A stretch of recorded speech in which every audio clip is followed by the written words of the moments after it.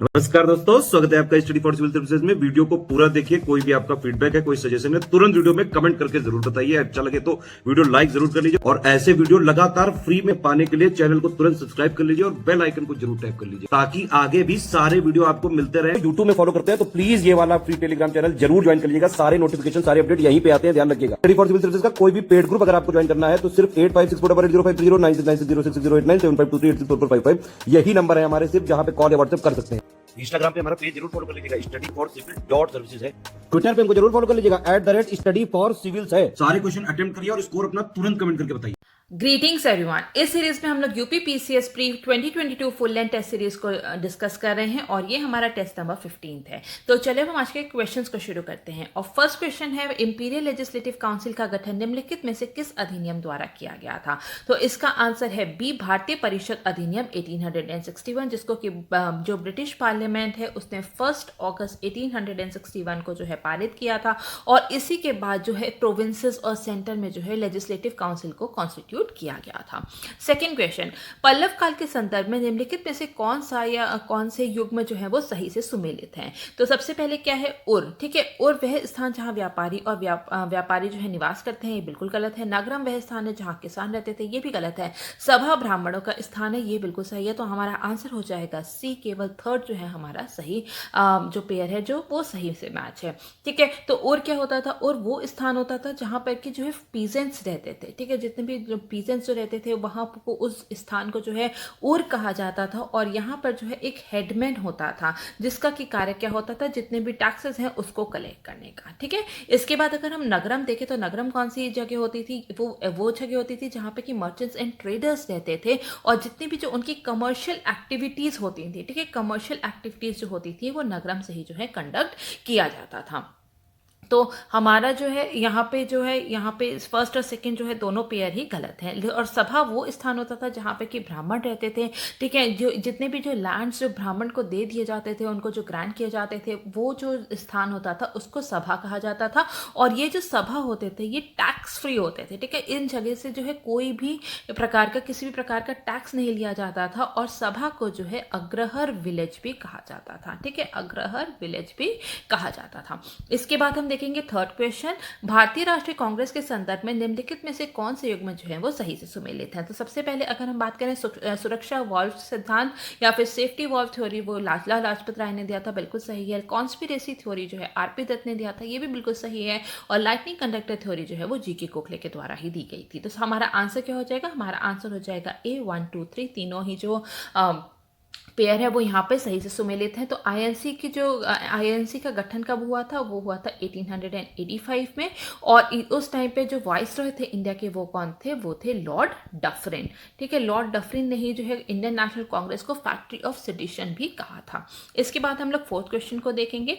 1906 में शिमला या फिर मुस्लिम प्रतिमंडल का नेतृत्व जो है किसके द्वारा किया गया था? तो इसका आंसर क्या है? इसका आंसर है डी, आगा खान। ठीक है, तो यहाँ पर जो है उन्होंने जितने भी जो मुस्लिम लीग थे, ठीक है, उन्होंने जो है अलग से जो है सेपरेट इलेक्टोरेट की बात की थी मुस्लिम की। ठीक है, तो यहाँ पे एक शिमला जो है प्रतिमंडल हुआ था। ठीक है, शिमला डेलीगेशन जो है उसका एक गठन किया गया था और उसको लीड किसने किया था? वो थे आगा खान ने।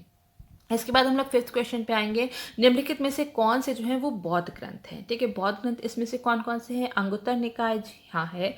ठीक है, भगवती सूत्र ये जो है ये एक जैनिज्म टेक्स्ट है। ठीक है, ये जैनों का टेक्स्ट है। दीपवंश है, दीघा निकाय जो है ये सब बुद्धिज्म से ही जो है एसोसिएटेड है। तो हमारा आंसर क्या हो जाएगा? हमारा आंसर हो जाएगा सी, 1 3 और 4 इज द राइट आंसर। इसके बाद डी देखेंगे। ठीक है, यहाँ पे दो लिस्ट दी गई हैं और हमें जो है यहाँ पे इसको सही से मैच करना है। ठीक है, तो यहाँ पे कुछ यहाँ पे मिनरल्स दिए गए हैं और वो मेटामॉर्फाइज जब हो जाते हैं, ठीक है, जब तो उनके बाद वो क्या रूप ले लेते हैं? जब उनका रूपांतरण हो जाता है, ठीक है, रूपांतरित जो रॉक्स होती हैं वो जब होता है तो उनका कौन से रूप में बदल जाते हैं, उससे हमें यहाँ पे मैच करना है। तो सबसे पहले क्या है? सबसे पहले है स्लेट। ठीक है, तो स्लेट जो है जब वो रूपांतरित होता है तो वो बनता है फाइलाइट। लाइमस्टोन जो है वो मार्बल में परिवर्तित होता है और सैंडस्टोन जो है वो क्वार्टजाइट में रूपांतरित होता है और एंथ्रासाइट जो है वो ग्रेफाइट में रूपांतरित होता है। तो हमारा आंसर क्या हो जाएगा? हमारा आंसर हो जाएगा 2 3 4 एंड 1। ठीक है, 2 3 4 एंड 1। इसके बाद हम लोग 7th क्वेश्चन को देखेंगे और निम्नलिखित में से कौन सा युग्म जो है वो सुमेलित नहीं है, ठीक है, सही से सुमेलित नहीं है, हम उसको देखेंगे। तो धारवा रॉक कहाँ पे पाई जाती है? कर्नाटका में पाई जाती है, ठीक है, ये बिल्कुल सही है। और ये जो है सबसे ओल्डेस्ट सेडिमेंट्री रॉक्स हैं, ठीक है, ओल्डेस्ट सेडिमेंट्री रॉक्स हैं जिनका की जो आर्कियन रॉक्स जब वो हुई थी, इरोजन हुआ था उनका, ठीक है, तो उससे कौन सी बनी थी? उससे ही जो है धारवा रॉक्स बनी थी। इसके बाद अगर हम कडप्पा रॉक्स देखें, ठीक है, तो जब धारवा रॉक्स का जब वो सेडिमेंटेशन हुआ तो उससे क्या हुआ? उससे धारवा रॉक्स बनी थी और इसका रीजन कौन सा है? राजस्थान और आंध्र प्रदेश का, ठीक है। उसके बाद हम अगर टर्शियरी रॉक्स की बात करें तो ये कौन से रीजन में पाई जाती हैं? ये पाई जाती हैं हिमालयन रीजन में, ठीक है, हिमालयन रीजन में पाई जाती हैं। और क्वाटरनरी रॉक्स जो है ये इंडस एंड गंगा प्लेन्स में पाई जाती हैं। तो हमारा आंसर क्या हो जाएगा? हमारा आंसर हो जाएगा सी, क्योंकि टर्शियरी रॉक्स जो है वो हिमालयन रीजन में पाई जाती हैं। इसके बाद हम लोग देखेंगे 8th क्वेश्चन, निम्नलिखित में से कौन सा युवा तह पर्वत नहीं है, ठीक है, यंग फोल्ड माउंटेन इनमें से कौन सा नहीं है? तो इसका आंसर क्या है? वो है ए, लॉरेंशियन माउंटेन, ठीक है। लॉरेंशियन माउंटेन जो होता है सबसे पुरानी, ठीक है, सबसे पुरानी जितनी भी माउंटेन रेंजेस हैं उनमें से एक है। तो इसलिए जो है लॉरेंशियन माउंटेन जो है एक यंग फोल्ड माउंटेन नहीं है और ये करीब जो है 500 मिलियन ईयर्स अगो जो है तब जो है ये बना था। तो अब इसका जो है बहुत ज़्यादा ही जो है वो इरोड हो गया है, तो इसलिए जो है वो लॉरेंशियन माउंटेन्स जो है ये यंग फोल्ड माउंटेन के कैटेगरी में नहीं रखा जाता है। इसके बाद 9th क्वेश्चन, ब्लॉक पर्वत का निर्माण किसके कारण होता है? Block mountains is form due to, ठीक है, ब्लॉक माउंटेन क्या कब होता है? वो फॉल्टिंग के द्वारा या फिर हम कह सकते हैं भ्रंशन के द्वारा जो है वो फॉर्म होता है ब्लॉक माउंटेन। ये भी दो तरीके से जो है ये फॉर्म हो सकता है, ठीक है। तो यहाँ पे जब भी जो है अर्थ में जो हमें अर्थ की सरफेस पे जब फॉल्ट्स होते हैं, क्रैक्स जब पैदा होते हैं, उससे जो है ब्लॉक माउंटेन्स जो है उत्पन्न होते हैं, ठीक है। तो ये भी दो तरीके से हो सकते हैं। एक होता है कि जो साइड की जो रॉक्स हैं, ठीक है, ये कई बार जो है खिसक जाती है, तो यहाँ पर जो ब्लॉक बन जाता है, ठीक है, ब्लॉक बच जाता है, तो उसको हम लोग ब्लॉक माउंटेन कहते हैं, ठीक है। और कई बार जो होता है ये जो बीच का जो होता है ये कभी नीचे धंस जाता है, तो उससे भी जो है ब्लॉक माउंटेन्स जो है वो राइज हो जाते हैं। तो ब्लॉक माउंटेन्स अगर हम जनरली देखें तो फॉल्टिंग या फिर क्रैक्स के द्वारा ही जो है उत्पन्न होते हैं, इसलिए इसका सही जवाब क्या होगा? वो होगा बी, फॉल्टिंग। इसके बाद हम लोग 10th क्वेश्चन को देखेंगे, भूकंप के कारण होने वाले अधिकांश भूकंप और क्षति किसके कारण होती है, ठीक है। तो इसका आंसर क्या है? वो है सी, रैले तरंगे, ठीक है। रैले तरंगों के द्वारा जो है सबसे ज़्यादा जितना भी जो डैमेज और ग्राउंड शेकिंग होता है वो सबसे ज़्यादा किसके कारण होता है? वो रैले वेव्स के ही द्वारा होता है। तो अगर हम बात करें अर्थक्वेक में, ठीक है, तो अर्थक्वेक में जितनी भी जो वेव्स जो पैदा होती हैं वो दो प्रकार की होती हैं। एक होती है बॉडी वेव्स और दूसरी होती है सरफेस वेव्स, ठीक है, दूसरी होती है सरफेस वेव। अब बॉडी वेव्स भी दो प्रकार की होती हैं, उसमें एक होती है पी वेव्स और एक होती है एस वेव्स। पी वेव्स जो होती है वो सॉलिड लिक्विड और गैसियस मटेरियल, ठीक है, तीनों से ही पास हो सकती हैं। लेकिन जो सरफेस वेव्स होती हैं, एस वेव्स जो होती हैं, जिसको कि हम सेकेंडरी वेव्स भी कहते हैं, वो केवल सॉलिड मटेरियल से ही जो है वो पास हो सकती हैं। इसके बाद आती हैं वह सरफेस वेव्स से, ठीक है। सरफेस वेव्स जितनी भी जो वेव्स होती हैं जो धरती के नीचे से जब भी उत्पन्न होती हैं धरती के नीचे, उसके बाद जब वो सरफेस पे आती हैं तो उसी को हम लोग सरफेस वेव्स कहते हैं, ठीक है। इसी के कारण जितना भी डिस्ट्रक्शन वगैरह होता है वो सरफेस वेव्स के कारण ही होता है, ठीक है। अब सरफेस वेव्स भी जो है वो दो प्रकार की होती हैं, एक होती है लव वेव्स और एक होती है रैले वेव्स, ठीक है, एक होती है रैले वेव्स। तो यहाँ पे जो है जितनी भी जो ग्राउंड शेकिंग होती है, जितना भी जो मूवमेंट होता है अर्थक्वेक में, ठीक है, साइड बाय साइड या फिर ऊपर नीचे, वो किसके कारण होता है? वो रैले वेव्स के कारण होता है, जिसके कारण बहुत सारा जो है डिस्ट्रक्शन भी सबसे ज़्यादा इसी के कारण होता है। तो हमारा आंसर क्या हो जाएगा? हमारा आंसर हो जाएगा सी, रैले वेव्स, ठीक है।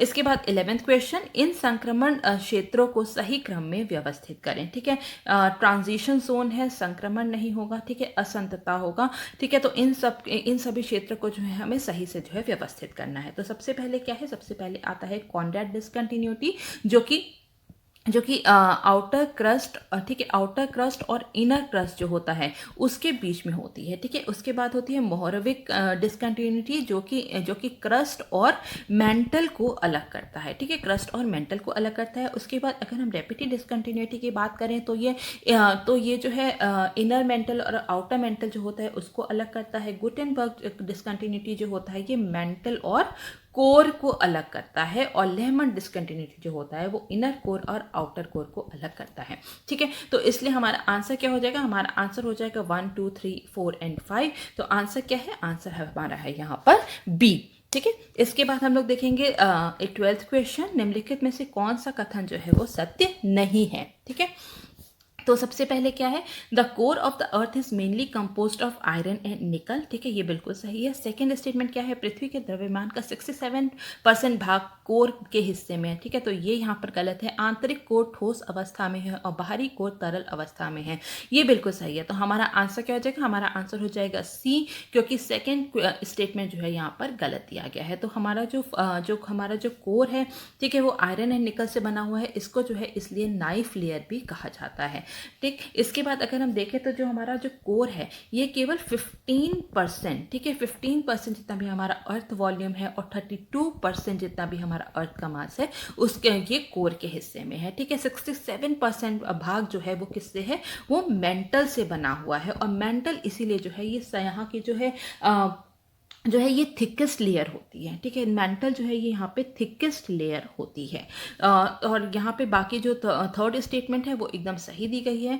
तो इसलिए हमारा आंसर क्या हो जाएगा, हमारा आंसर हो जाएगा सी, केवल सेकंड स्टेटमेंट जो है यहाँ पे गलत दिया गया है। अपेक्षिक आर्द्रता मापने के लिए प्रयुक्त उपकरण क्या है, ठीक है। तो हम लोग रिलेटिव ह्यूमिडिटी किससे नापते हैं, वो उसका जवाब है डी, साइक्रोमीटर, ठीक है। साइक्रोमीटर या फिर जो हम इसको कई बार जो है हाइग्रोमीटर भी कह सकते हैं, ठीक है। हाइग्रोमीटर या फिर साइक्रोमीटर जो है वो ह्यूमिडिटी को जो है नापने के लिए यूज होता है। यही अगर हम एनीमोमीटर की बात करें तो ये क्या, जो जितनी भी जो स्पीड, विंड की स्पीड है या फिर उसकी डायरेक्शन नापने के लिए एनीमोमीटर का जो है इस्तेमाल किया जाता है। और जो एमीटर है, ठीक है, एमीटर जो है जो वो इलेक्ट्रिक करंट, ठीक है, इलेक्ट्रिक करंट को नापने के लिए जो है यूज़ किया जाता है। और बैरोमीटर जो है वो एटमॉस्फेरिक प्रेशर को मापने के लिए जो है यूज़ किया जाता है। इसके बाद 14th क्वेश्चन, विश्व पर्यावरण दिवस 2022 की थीम क्या है, ठीक है। World environment day, world environment day कब मनाया जाता है, वो मनाया जाता है 5 जून को, ठीक है।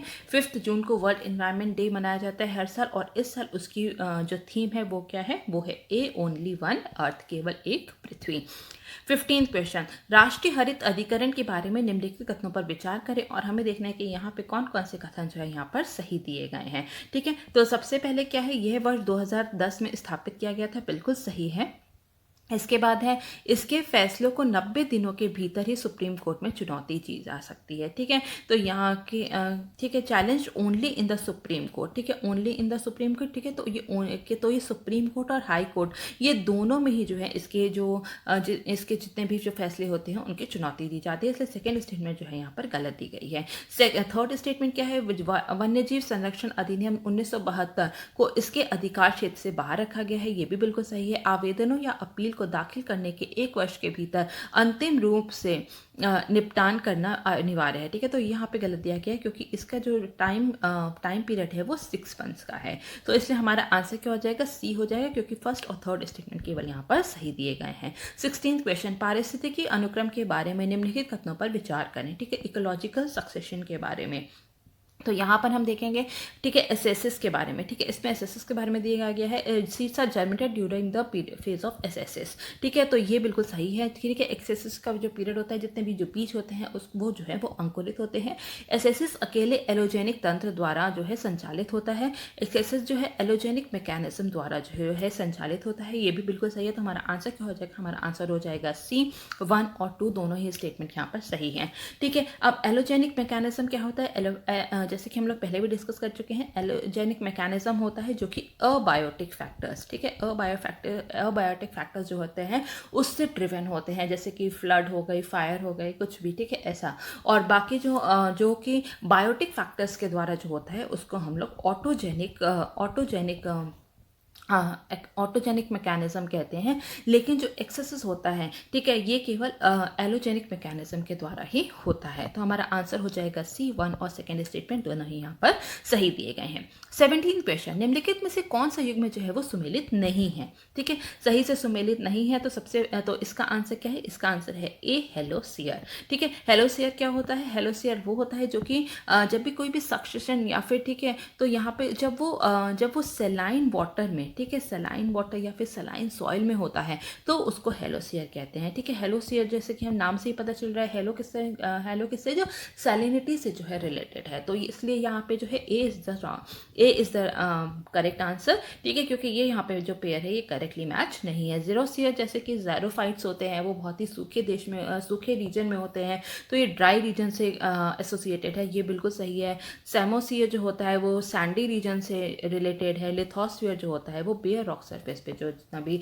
सक्सेशन होता है उसको हम लोग लिथोस्फीयर कहते हैं। 18th क्वेश्चन, निम्नलिखित में से कौन नदी जो है अपरदनात्मक स्थल रूप नहीं है? ठीक है, not an erosional land form of river. तो इसका आंसर क्या है? इसका आंसर है बी, नेचुरल लेवीज। ठीक है, जो नेचुरल लेवीज जो है ये क्या है? ये डिपोजिशनल है। ठीक है, ये डिपोजिशनल है। यहाँ पे जो है, यहाँ पे बहुत सारे जो सेडिमेंटेशन वगैरह जो बह के आते हैं वो जो है यहाँ पे डिपॉजिट होते हैं, इसलिए नेचुरल लेवीज जो है, ठीक है, ये इसका सही जवाब होगा। यहाँ पे इसके बाद हम 19 क्वेश्चन देखेंगे। पृथ्वी सूर्य के सबसे निकट कब होती है? ठीक है, तो जब भी जो पृथ्वी जब सूर्य के सबसे निकट होती है उसको क्या नाम दिया गया है? उसको दिया गया है पेरिजी। ठीक है, और ये कब होता है? ये 3 जनवरी को होता है। ठीक है, और जब पृथ्वी सूर्य से सबसे दूर होती है उसको क्या नाम दिया गया है? उसको दिया गया है अपॉजी, और ये कब होता है? ये 4 जुलाई को होता है। ठीक है, इसके बाद हम लोग नेक्स्ट क्वेश्चन देखेंगे। 20th क्वेश्चन, महासागरीय धाराओं को प्रभावित करने वाले प्राथमिक बल कौन से हैं? ठीक है, अगर इसके हम प्राथमिक बल की बात करें तो वो कौन सा है? इंसोलेशन है, ठीक है, विंड है और कोरियोलिस फोर्स है। ठीक है, सैलिनिटी डिफरेंस और टेम्परेचर डिफरेंस जो होते हैं ये उसके सेकेंडरी फोर्सेस में आते हैं। ठीक है, सेकेंडरी फोर्सेस में आते हैं, लेकिन अगर हम प्राइमरी फोर्सेस की बात करें, ठीक है, प्राथमिक बल के बारे में बात करें तो उसमें है इंसोलेशन, सूर्यताप, हवा और कोरियोलिस बल। तो हमारा आंसर क्या हो जाएगा? हमारा आंसर हो जाएगा सी। 21st क्वेश्चन, सार्वजनिक उपक्रमों की समिति किसकी सिफारिश पर बनाई गई थी? ठीक है, the committee on public undertakings was created on the recommendation of. ठीक है, तो इसका आंसर क्या है? इसका आंसर है कृष्णा मेनन समिति, मतलब कि B is the right answer. और इसका जो ये जब कब कॉन्स्टिट्यूट हुई थी? ये 64 में हुई थी। ठीक है, 1964 में इसको बनाई गई थी कृष्णा मेनन कमेटी के सिफारिश पे। इसके बाद 22nd, किसी कंपनी के डिबेंचर धारक कौन होते हैं? ठीक है, उसके डेटर्स होते हैं, उसके क्रेडिटर्स होते हैं या फिर उसके शेयर होल्डर्स होते हैं। ठीक है, तो डिबेंचर धारक जो होते हैं वो जो है किसी भी कंपनी के क्रेडिटर्स होते हैं। ठीक है, इसके बाद हम लोग 23rd क्वेश्चन को देखेंगे। निम्नलिखित में से कौन सा क्षेत्र जो है उधार योग्य प्राथमिकता प्राप्त क्षेत्र श्रेणी के अंतर्गत आता है? ठीक है, प्रायोरिटी सेक्टर लेंडिंग के अंतर्गत आता है। तो यहाँ पर अगर हम इसमें बात करें तो इसमें कौन से हैं? एग्रीकल्चर आता है, एक्सपोर्ट क्रेडिट आता है, हाउसिंग आता है, रेन्यूएबल एनर्जी आता है। ये चारों ही जो है ये प्रायोरिटी सेक्टर लेंडिंग के अंदर आते हैं, इसलिए हमारा आंसर हो जाएगा डी। ठीक है, तो अगर हम और अन्य जो है प्रायोरिटी सेक्टर लेंडिंग के अंतर्गत अगर हम बात करें कौन कौन से सेक्टर्स आते हैं, कौन कौन से क्षेत्र इंक्लूडेड हैं, तो वो है एग्रीकल्चर है, एमएसएमई है। ठीक है, एमएसएमई जो है इसके अंतर्गत आता है, एक्सपोर्ट क्रेडिट आता है, एजुकेशन आता है। ठीक है, एजुकेशन के लिए अगर देना हो, हाउसिंग लोन अगर देना हो, सोशल इंफ्रास्ट्रक्चर है, रिन्यूएबल एनर्जी है, तो ये सब जो है प्रायोरिटी सेक्टर लेंडिंग के अंतर्गत आते हैं। तो इस प्रायोरिटी सेक्टर लेंडिंग के अंतर्गत जो है जितने भी जो बैंक्स होते हैं उनको अपने जो जितने भी लोग लोन्स देते हैं उसका कुछ हिस्सा जो होता है वो इन सेक्टर को देना जो है अनिवार्य होता है।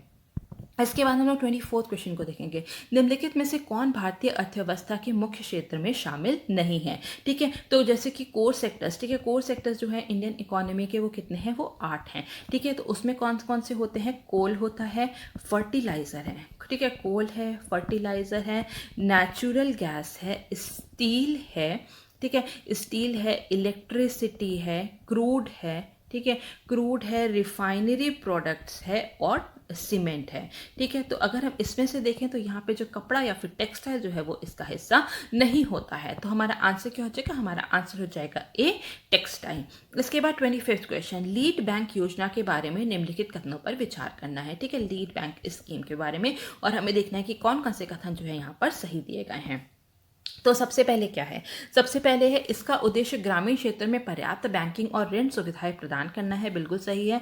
ऊषा थोरात समिति की संस्तुति पर या सिफारिश पर भारतीय रिजर्व बैंक द्वारा अग्रणी बैंक योजना को शुरुआत की गई थी। ठीक है, तो ये यहाँ पर गलत दिया गया है। तो हमारा आंसर क्या हो जाएगा? हमारा आंसर हो जाएगा ओनली वन। ठीक है, केवल फर्स्ट स्टेटमेंट जो है यहाँ पर सही है। तो लीड बैंक स्कीम के लिए जो है आरबीआई ने, ठीक है, आरबीआई ने 1969 में एक समिति का गठन किया था, जो थी कौन सी? नरीमन समिति। ठीक है, नरीमन समिति थी, और उसी की सिफारिश पे जो है लीड बैंक स्कीम जो है उसको लेकर के आए गए थे। तो यहाँ पे नरीमन कमेटी ने जो है यहाँ पे बताया, बोला था उन्होंने कि जितने भी जो एरिया है, ठीक है, जितने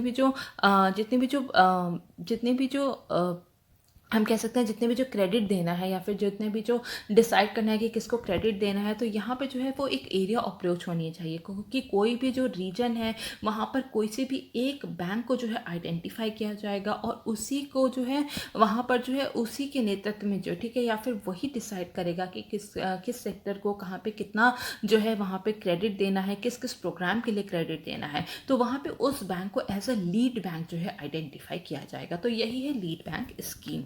इसके बाद हम लोग देखेंगे 26 क्वेश्चन, निम्नलिखित में से कौन सा विटामिन उपचार में मदद करता है? ठीक है, हमारे वुंड हीलिंग में कौन सा जो है विटामिन जो है वो हेल्प करता है? तो इसका आंसर क्या है? इसका आंसर है एस्कॉर्बिक एसिड, जिसको कि हम लोग विटामिन सी भी कहते हैं। ठीक है, तो जैसे कि हमने लास्ट टेस्ट में भी देखा था, विटामिन सी को जो है एस्कॉर्बिक एसिड कहा जाता है, और विटामिन सी जो है हमारी बॉडी में आयरन को भी एब्सॉर्ब करने में मदद करता है। इसके बाद 27 क्वेश्चन, निम्नलिखित कथनों पर विचार करें और हमें देखना है कि कौन कौन से कथन जो है यहाँ पर सत्य दिए गए हैं। तो सबसे पहला क्या है कि जैव विविधता एक विशिष्ट क्षेत्र में मौजूद जीवित और निर्जीव घटकों की संख्या और विविधता है। तो ठीक है, ये स्टेटमेंट यहाँ पे गलत है, क्योंकि इसमें केवल लिविंग कंपोनेंट को ही जो है यहाँ पर रखा जाता है। सेकंड, जैव विविधता शब्द वॉल्टर रोजन द्वारा जो है गढ़ा गया था। बिल्कुल ठीक है। संयुक्त राष्ट्र द्वारा 22 मई को अंतर्राष्ट्रीय जैव विविधता दिवस मनाया जाता है। ये भी बिल्कुल सही है।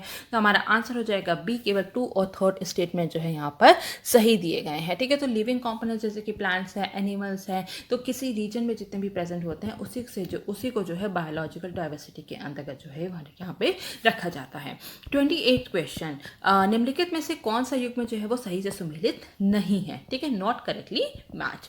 तो 10 डिग्री चैनल जो है वो separates Andaman and car Nicobar करता है। ठीक है, बिल्कुल सही है।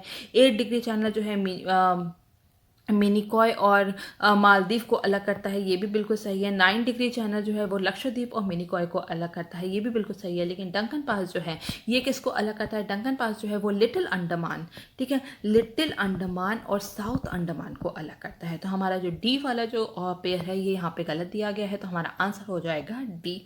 ठीक है, इसके बाद हम लोग देखेंगे 29 क्वेश्चन, निम्नलिखित में से किस राज्य में भारत में कर्क रेखा की लंबाई जो है वो सबसे कम है? तो इसका आंसर क्या है? सबसे कम कहाँ पे है? वो है ए, राजस्थान में। ठीक है, तो ट्रॉपिक ऑफ कैंसर जैसे कि हम लोग जानते हैं कि इंडिया के 8 स्टेट से होके गुजरता है। ठीक है, तो उसमें है राजस्थान, गुजरात, मध्य प्रदेश, छत्तीसगढ़, झारखंड, वेस्ट बंगाल, त्रिपुरा और मिजोरम। ठीक है, ट्रॉपिक ऑफ कैंसर अगर हम लॉन्गेस्ट बात करें तो वो कहाँ पे है? वो मध्य प्रदेश में है। लेकिन सबसे छोटी, ठीक है, कर्क रेखा कहाँ से होकर गुजरती है? वो है राजस्थान से।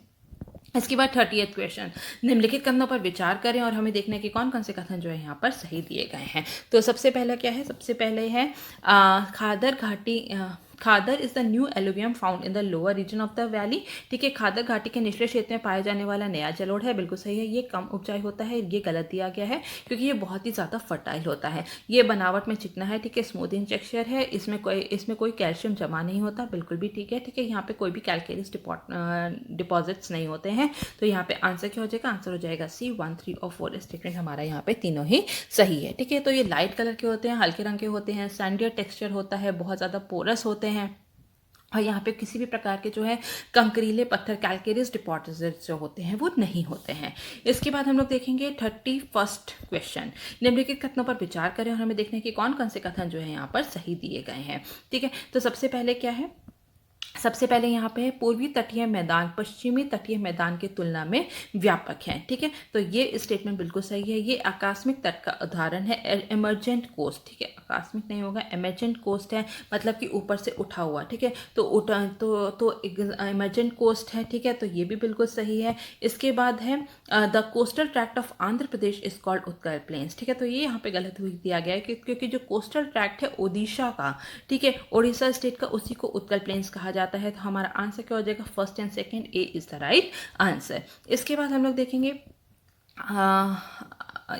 देखेंगे 32nd क्वेश्चन, निम्नलिखित में से कौन से कथन जो है यहाँ पर सही दिए गए हैं। ठीक है, तो यहाँ पर अगर हम देखें तो क्या है, धारवाड़ चट्टानें सबसे पुरानी अवसादी चट्टानें हैं। बिल्कुल सही है, जैसे कि हमने पहले भी बात की कि आर्कियन रॉक्स का जब यहाँ पर जो है इरोजन हुआ था, उसके इरोजन से जो है धारवाड़ रॉक्स जो है फॉर्म हुई थी। और आर्कियन रॉक्स जो है वो सबसे पुरानी है, तो इसलिए जो है यहाँ पे जो सेडिमेंट्री रॉक्स जो है वो सबसे पुरानी कौन सी है? वो धारवाड़ चट्टानें हैं या फिर धारवाड़ रॉक्स ही हैं। ठीक है, तो ये स्टेटमेंट हमारा सही है। Fossils are found in this rocks. ठीक है, तो ये जो बहुत पुरानी सेडिमेंट्री रॉक्स हैं और यहाँ पर जो है फॉसिल्स जो है वो नहीं पाए जाते हैं।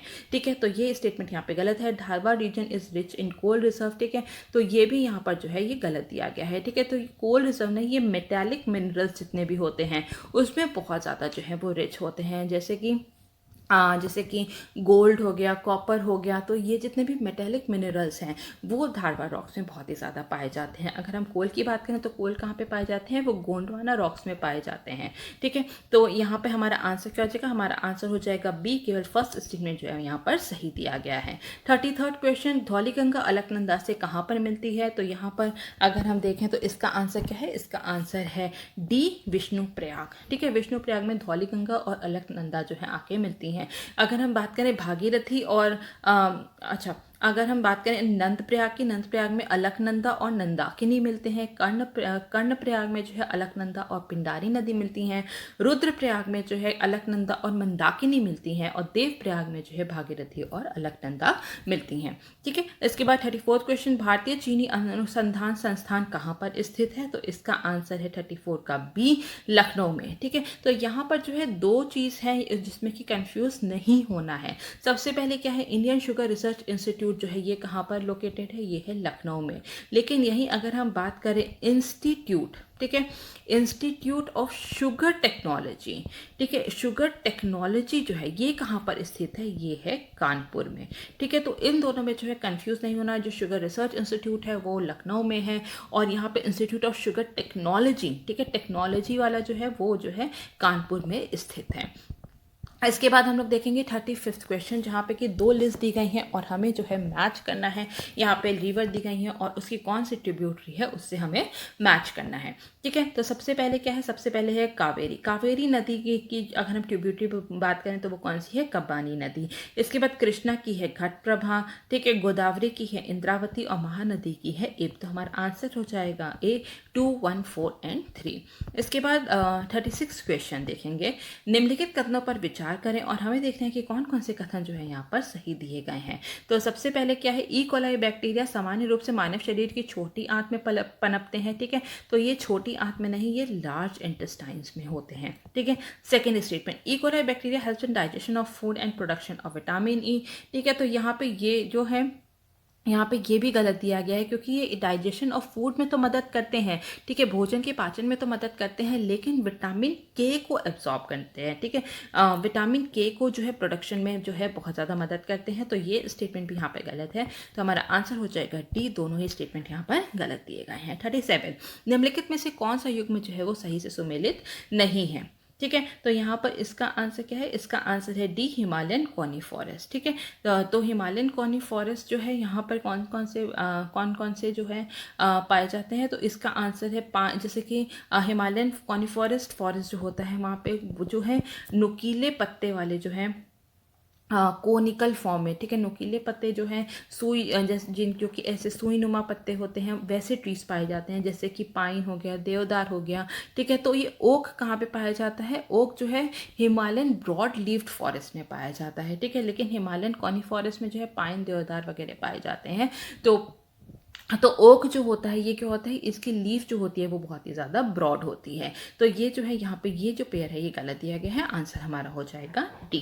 38 क्वेश्चन, निम्नलिखित कथनों पर विचार करें और हमें देखना है कि कौन कौन से स्टेटमेंट्स जो है यहाँ पर सही दिए गए हैं। सबसे पहला क्या है, great run of Kutch Bharat में फ्लैमिंगो का एकमात्र प्रजनन स्थल है, बिल्कुल सही दिया गया है। सेकेंड, कच्छ का ग्रेट रन भारत में पाए जाने वाले जंगली गधे का एकमात्र घर है, ठीक है, तो ये स्टेटमेंट यहाँ पर गलत है, क्योंकि ये ग्रेट रन ऑफ कच्छ नहीं, यहाँ पे जो लिटिल रन ऑफ कच्छ है वो यहाँ पे जो है भारत में जो है वाइल्ड एसेस जो है उनका एकमात्र जो है वहाँ पे हैबिटेट है। तो हमारा आंसर क्या हो जाएगा, हमारा आंसर हो जाएगा ए। तो केवल क्योंकि फर्स्ट स्टेटमेंट जो है यहाँ पे सही दिया गया है, ठीक है। अगर हम यहाँ पर बात करें जो जितने भी फ्लैमिंगोस होते हैं, ठीक है, तो यहाँ पर जो है ग्रेट रन ऑफ कच्छ में जो है उनकी केवल जो है ब्रीडिंग कॉलोनी जो है वो पाई जाती है ग्रेटर और लेसर फ्लैमिंगोस दोनों के लिए, ठीक है। और यहाँ पे जो लिटिल रन ऑफ कच्छ है वहाँ पे वाइल्ड एसेस पाए जाते हैं, ठीक है। तो यहाँ पर अगर हम देखें तो जितनी भी जो वाइल्ड एस सेंचुरी जो है यहाँ पे, ठीक है, वाइल्ड एस सेंचुरी जो है, ठीक है, वो लिटिल रन ऑफ कच्छ के जो एंटायर एरिया है वहाँ पे जो है वो पाई जाती है, ठीक है। तो यहाँ पर जो है बहुत सारे जो है यहाँ पे वहाँ पे बहुत सारी स्मॉल ग्रासेस हैं, वहाँ का जो फौना है, ठीक है, वो उसके लिए जो है बहुत ही ज़्यादा सपोर्टिव है वाइल्ड एसेस के लिए। इसके बाद 39 क्वेश्चन देखेंगे, वह प्रजाति जो सबसे पहले बंजर भूमि को उपनिवेशित करती है, ठीक है, first to colonise barren land, ठीक है, इसको क्या कहते हैं, तो उसका आंसर क्या है, उसका आंसर है बी, पायनियर प्रजाति, ठीक है। अगर कोई भी बैरन लैंड है और वहाँ पे जो भी सबसे पहले जो प्रजाति आके जो है वहाँ पे जो है कॉलोनाइज करती है तो उसको क्या कहते हैं, उसको पायनियर स्पीशी कहा जाता है। इसके बाद 48 क्वेश्चन, निम्नलिखित में से क्या एक प्रजाति की स्वस्थ प्रजनन आबादी के लिए आवश्यक है, ठीक है, तो इसका आंसर क्या है, इसका आंसर है बी, आनुवांशिक विविधता या फिर जेनेटिक डाइवर्सिटी जो है वो किसी भी स्पीशी की हेल्दी ब्रीडिंग के लिए जो है वो बहुत ही ज़्यादा इम्पॉर्टेंट है। तो अगर हम बात करें तो जैसे कि ह्यूमंस अलग अलग होते हैं, ठीक है, ह्यूमंस अलग अलग होते हैं, उनका जेनेटिक मेकअप अलग अलग होता है, इसी तरह जितनी स्पीशी की जितनी भी जेनेटिक वेरिएबिलिटी होगी, जितनी भी जेनेटिक डाइवर्सिटी होगी, उससे ही जो है उनकी जो है हेल्दी ब्रीडिंग पॉपुलेशन जो है वो और ज़्यादा जो है होगी, ठीक है। हेल्दी तो इसलिए हम कह सकते हैं हेल्दी ब्रीडिंग पॉपुलेशन के लिए जो है जेनेटिक वेरिएबिलिटी या फिर जेनेटिक डाइवर्सिटी होनी बहुत ही ज़्यादा ज़रूरी है, क्योंकि अगर जो है जितने भी ब्रीडिंग इंडिविजुअल्स जो हैं, ठीक है, ब्रीडिंग पॉपुलेशन जो है अगर वो डिक्रीज होगी तो यहाँ पे अगर क्या होगा, जेनेटिक उनका जो जेनेटिक वेरिएबिलिटी या डाइवर्सिटी जो है वो भी डिक्रीज होगी। तो उससे क्या होगा कि यहाँ पे जो है डिफरेंट जितनी भी जो स्पीशीज़ हैं, एक ही मतलब एक ही किसी ऑर्गेनिज्म की डिफरेंट स्पीशी जो है, एक ही किसी पॉपुलेशन की डिफरेंट स्पीशी जो हैं, उनमें क्या होगा, उनमें इनब्रीडिंग होगी। तो वहाँ पे क्या होगा, वहाँ पे उसके बाद क्या होगा, उसमें जेनेटिक एनोमलीज हो सकती है, ठीक है, उनके जेनेटिकली जो है वो बहुत सारे एनोमलीज हो सकती है, जिसकी वजह से जो है वहाँ पे जो है पर्टिकुलर स्पीशी का जो है एक्सटिंक्शन भी हो सकता है। तो इस कारण से हम कह सकते हैं कि यहाँ पे किसी भी हेल्दी ब्रीडिंग पॉपुलेशन के लिए जेनेटिक डाइवर्सिटी होनी जो है वो बहुत ही ज़्यादा ज़रूरी है। इसके बाद 41 क्वेश्चन, मलेरिया रोधी दवा क्विनाइन, ठीक है, या फिर क्विनाइन कहाँ से ऑब्टेन होती है, तो इसका आंसर क्या है, इसका आंसर है सी, येलो सिंकोना से, ठीक है। इसके बाद 42nd क्वेश्चन, यहाँ पर हमें दो लिस्ट दी गई हैं और हम इन दोनों को ही जो है यहाँ पे मैच करना है। तो सबसे पहले क्या है, सबसे पहले है दचिगाम सेंचुरी, ये किस लिए जाना जाता है, ये हंगुल के लिए जाना जाता है, ठीक है। तो यहाँ पे जो है कश्मीरी स्टैग जो होता है, कश्मीर का, जम्मू एंड कश्मीर का जो स्टेट एनिमल है वो क्या है, वो हंगुल है, और वो दचिगाम सेंचुरी में ही जो है वो पाया जाता है। इसके बाद अगर हम मानस वाइल्ड लाइफ सेंचुरी की बात करें तो ये जो है पिग्मी हॉग, ठीक है, पिग्मी हॉग का जो है एकमात्र जो है वहाँ यहाँ इंडिया में हैबिटेट है। इसके बाद अगर हम भरतपुर की बात करें तो यहाँ पे साइबेरियन क्रेन्स के लिए जाना जाता है, और थार डेजर्ट जो है वो यहाँ पे ग्रेट इंडियन बस्टर जो है उनका एकमात्र जो है वो हैबिटेट है। तो हमारा आंसर क्या हो जाएगा, हमारा आंसर हो जाएगा A, 2, 3, 4 एंड 1। इसके बाद हम लोग बात करेंगे 43rd क्वेश्चन की, ठीक है, कंसिडर द फॉलोइंग स्टेटमेंट, और हमें देखना है कि इसमें से कौन कौन से कथन जो है वो नॉट करेक्ट है, सही कथन जो है वो नहीं है। तो सबसे पहले क्या है कि संयुक्त राष्ट्र पर्यावरण कार्यक्रम द्वारा 1971 में मैन एंड बायोस्फीयर रिजर्व कार्यक्रम जो है वो शुरू किया गया था, ठीक है, तो ये बिल्कुल सही है। Man and biosphere reserve programme sorry, ये जो है यहाँ पर ये गलत दिया गया है, ठीक है। ये क्योंकि ये जो है ये यूनेप के द्वारा जो है यहाँ पे नहीं इसको लॉन्च किया गया था, इसको जो है यूनेस्को द्वारा जो है वो लॉन्च किया गया था। तो फर्स्ट स्टेटमेंट हमारा गलत है। सेकंड स्टेटमेंट, ठीक है, man and biosphere reserve programme के तहत भारत के कुल 18 बायोस्फीयर रिजर्व्स को अंतर्राष्ट्रीय स्तर पर मान्यता दी गई है, ये भी गलत है, ठीक है। क्योंकि यहाँ पर जो है यहाँ पे जो है इंडिया में जितने भी जो 18 बायोस्फीयर रिजर्व है उसमें से केवल 12 बायोस्फीयर रिजर्व ऐसे हैं जिसको कि मैन एंड बायोस्फीयर रिजर्व के अंतर्गत जो है वो चिन्हित किया गया है। इसके बाद third statement, Sundarban biosphere reserve इस सूची में शामिल होने वाला भारत का पहला था, ठीक है। तो ये भी यहाँ पर गलत है क्योंकि यहाँ पे फर्स्ट जो है, ठीक है, फर्स्ट जो है वो नीलगिरी बायोस्फीयर रिजर्व को इस लिस्ट में ऐड किया गया था वर्ष 2000 में। तो हमारा आंसर क्या हो जाएगा? हमारा आंसर हो जाएगा डी, फर्स्ट, सेकेंड और थर्ड स्टेटमेंट तीनों ही यहाँ पर जो है वो गलत दिए गए हैं। 44th क्वेश्चन, यहाँ पे जो है असर्शन दिया गया है और रीज़न दिया गया है, ठीक है। तो असर्शन में क्या है? Halons are more dangerous to ozone layer than chlorofluorocarbons, बिल्कुल सही है। Halons contain bromine atoms instead of chlorine, sorry, ठीक है। तो ये भी बिल्कुल सही है। तो आंसर क्या हो जाएगा? आंसर हो जाएगा हमारा ए, क्योंकि दोनों ही असर्शन और रीज़न जो है वो बिल्कुल सही है। और यहाँ पर जो है रीज़न जो है वो असर्शन को सही से जो है यहाँ पे एक्सप्लेन भी करता है, ठीक है। तो हेलेंस और जो क्लोरोफ्लोरोकार्बन्स होते हैं, ठीक है, ये दोनों जो है सिमिलर स्ट्रक्चर में होते हैं, लेकिन हेलेंस में जो है यहाँ पे ब्रोमीन पाया जाता है, ठीक है, ब्रोमीन पाया जाता है क्लोरीन की जगह, जो कि बहुत ज़्यादा, जो ब्रोमीन जो है वो ओजोन लेयर के लिए जो है वो बहुत ज़्यादा हानिकारक है। हेलेंस जो है ये फायर एक्सटिंग्विशर में जो है वो यूज़ किया जाता है, और ये जो है वहाँ के जब भी यूज़ किया जाता है तो ये लोगों को या फिर जितने भी जो इक्विपमेंट्स होते हैं, ठीक है, उनको कोई भी जो है यहाँ पे उनका जो है दुष्प्रभाव नहीं होता है उन पर। इसके बाद 45th क्वेश्चन, गंगा कार्य योजना, गंगा एक्शन प्लान कब लॉन्च किया गया था, ठीक है। तो इसका आंसर क्या है? इसका आंसर है सी, 1985 में। 46th क्वेश्चन, आर्थिक सर्वेक्षण 2021-22 के अनुसार व्यक्तिगत ऋण का सबसे बड़ा घटक क्या है, ठीक है। The largest constituent of personal loan क्या है, ठीक है। तो इसका आंसर क्या है? इसका आंसर है ए, हाउसिंग लोन, ठीक है। हाउसिंग लोन जो है सबसे ज़्यादा जो है आवास ऋण लिया जाता है। पर्सनल लोन के अंदर जितने भी जो कैटेगरीज हैं उसमें सबसे ज़्यादा लोन जो है हाउसिंग लोन ही लिया जाता है, जिसमें कि जो है नवंबर 2021 में, ठीक है, नवंबर 2021 में जो है इसमें 8% की जो है बढ़ोतरी देखी गई है। इसके बाद 47th क्वेश्चन, निम्नलिखित कथनों पर विचार करें और हमें देखना है कि कौन कौन से कथन जो है यहाँ पर सही दिए गए हैं, ठीक है। तो यहाँ पर सबसे पहले क्या है? सबसे पहले है भारत वनस्पति तेल का विश्व का दूसरा सबसे बड़ा उपभोक्ता है, बिल्कुल सही है। भारत वनस्पति तेल का विश्व का सबसे बड़ा आयातक है, ठीक है, इम्पोर्टर भी है, सेकेंड लार्जेस्ट कंज्यूमर है, लार्जेस्ट इम्पोर्टर है, ठीक है। और अगर हम थर्ड बात करें, the oil seed production in India has grown approximately 43% during 2015-16 to 2020-21, ठीक है। तो ये भी स्टेटमेंट यहाँ पर सही है। तो हमारा आंसर क्या हो जाएगा? हमारा आंसर हो जाएगा डी, तीनों ही स्टेटमेंट यहाँ पर सही दिए गए हैं। 48 क्वेश्चन, राष्ट्रीय ई विधान एप्लीकेशन प्रोग्राम को लागू करने वाली पहली पेपरलेस असेंबली कौन सी है? तो इसका आंसर है बी, नागालैंड।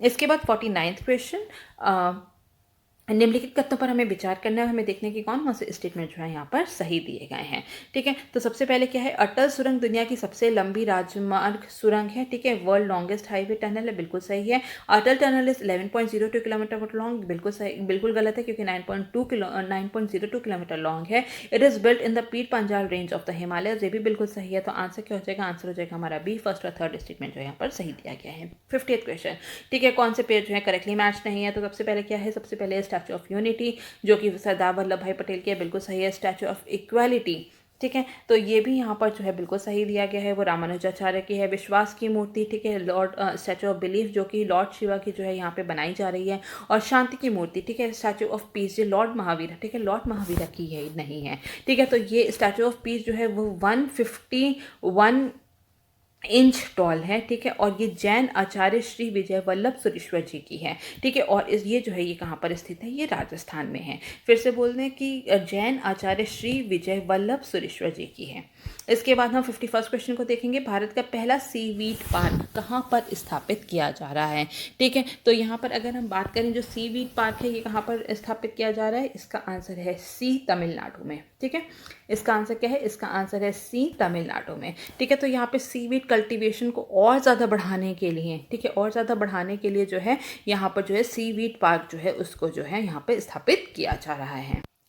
तो तमिलनाडु के जो साउथ सदर्न डिस्ट्रिक्ट्स हैं, ठीक है, तो वहाँ पे जो है अगर ठीक है, अगर जो इंडस्ट्री है वो बहुत ही ज़्यादा जो है वहाँ पे बहुत ही ज़्यादा डेवलप्ड है, और जिसमें जो, ठीक है, जो अगर इंडस्ट्रीज़ हैं उसमें जो है सीवीड का जो है बहुत ज़्यादा इस्तेमाल होता है, उसके लिए जो रॉ मटेरियल जो है वो सीवीड का बहुत ज़्यादा इस्तेमाल होता है एज ए रॉ मटेरियल, तो उसको जो है बहुत ज़्यादा अगर इंडस्ट्रीज जो है उसको बढ़ावा देने के लिए वहाँ पर जो है सीवीड पार्क का जो है यहाँ वहाँ पे स्थापित किया जा रहा है। तो ये जो फूड ग्रेड जो अगर होता है, ये जो है जेली की प्रिपरेशन के लिए डेयरी प्रोडक्ट्स जो होते हैं जैसे कि योगर्ट है, कन्फेक्शनरीज हैं, तो उनमें जो है बहुत ही ज़्यादा जो है यूज़ किया जाता है, और ये जो है फार्मास्यूटिकल इंडस्ट्रीज़ में भी बहुत ज़्यादा यूज़ किया जाता है। ठीक है, टिश्यू कल्चर में जो है बहुत ज़्यादा यूज़ किया जाता है। ठीक है, तो जहाँ पर कि जो है माइक्रो ऑर्गेनिज्म जो है माइक्रो ऑर्गेनिज्म की जो रिसर्च होती है उसमें जो टिश्यू कल्चर के लिए जो यूज़ किया जाता है उसके लिए भी जो सीवीड जो है वो बहुत ज़्यादा यूज़ किया जाता है। तो इन सबको बढ़ावा देने के लिए तमिलनाडु में जो है सीवीड पार्क को जो है यहाँ पर स्थापित किया जा रहा है। सुजलाम 2.0 कैंपेन जो है वो किससे रिलेटेड है? ठीक है, तो ये किससे रिलेटेड है? ये है बी, ग्रे वाटर मैनेजमेंट से, ग्रे वाटर प्रबंधन से जो है यहाँ पे जो है ये एसोसिएटेड है। तो ये जो स्कीम है ये किसने लॉन्च की है? ये मिनिस्ट्री ऑफ जल शक्ति, ठीक है, मिनिस्ट्री ऑफ जल शक्ति ने जो है इसको लॉन्च किया है ताकि जो है ग्रे वाटर मैनेजमेंट जो है उसके लिए। ठीक है, तो इस कैंपेन में क्या होगा? इस कैंपेन में जितनी भी जो हमारी कम्युनिटीज़ हैं, इंस्टीट्यूशंस हैं, जैसे कि पंचायत है, स्कूल है, आंगनवाड़ीज़ हैं, ठीक है, उन सभी के पार्टिसिपेशन से जितना भी ग्रे वाटर होता है उसको मैनेज किया जाएगा। अब ग्रे वाटर क्या होता है? ग्रे वाटर वो होता है कि जो भी जितना भी वेस्ट वाटर होता है, ठीक है, जिसमें कि जो फीकल कंटेमिनेटेड नहीं होता, ठीक है, उसको हम लोग ग्रे वाटर कहते हैं। जैसे कि जितने भी जो नहाने से शावर लेते हैं, शावर लेते हैं उससे, या फिर वॉश बेसिन में जितना भी जो गंदा पानी जो जाता है उसको हम लोग ग्रे वाटर कहते हैं। ठीक है, तो उसी के प्रबंधन के लिए, ठीक है, ये जो पूरी सुजलाम स्कीम जो है, सुजलाम कैंपेन जो है वो चलाया जा रहा है। इसके बाद 53rd क्वेश्चन, निम्नलिखित सूफी संतों में से कौन सा बंदा नवाज के नाम से भी जाना जाता है? तो इसका आंसर क्या है? इसका आंसर है सैयद मोहम्मद केसू दराज। ठीक है, तो इसका सही आंसर क्या है? वो है ए। 54th क्वेश्चन, आर्थिक स्वतंत्रता सूचकांक 2022 में भारत का स्थान क्या है इकोनॉमिक फ्रीडम इंडेक्स में? ठीक है, तो इसमें इंडिया का स्थान है सी, 131st। ठीक है, 131वां। तो ये जो है ये एक अमेरिकन थिंक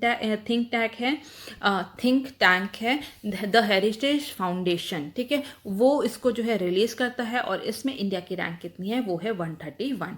डचों ने भारत में अपना पहला कारखाना कहाँ पर स्थापित किया था? ठीक है, तो इसका आंसर क्या है? इसका आंसर है बी, मसूलीपट्टनम में। ठीक है, तो यहाँ पर जो है डच ने जो है मसूलीपट्टनम में सबसे पहले जो है 1605 में जो है अपना पहला कारखाना जो है यहाँ पर स्थापित किया था। उसके बाद इन्होंने 1610 में, ठीक है, पुलिकट में किया था, और उसके बाद जो है 1616 में कहाँ पे किया था? वो सूरत में किया था।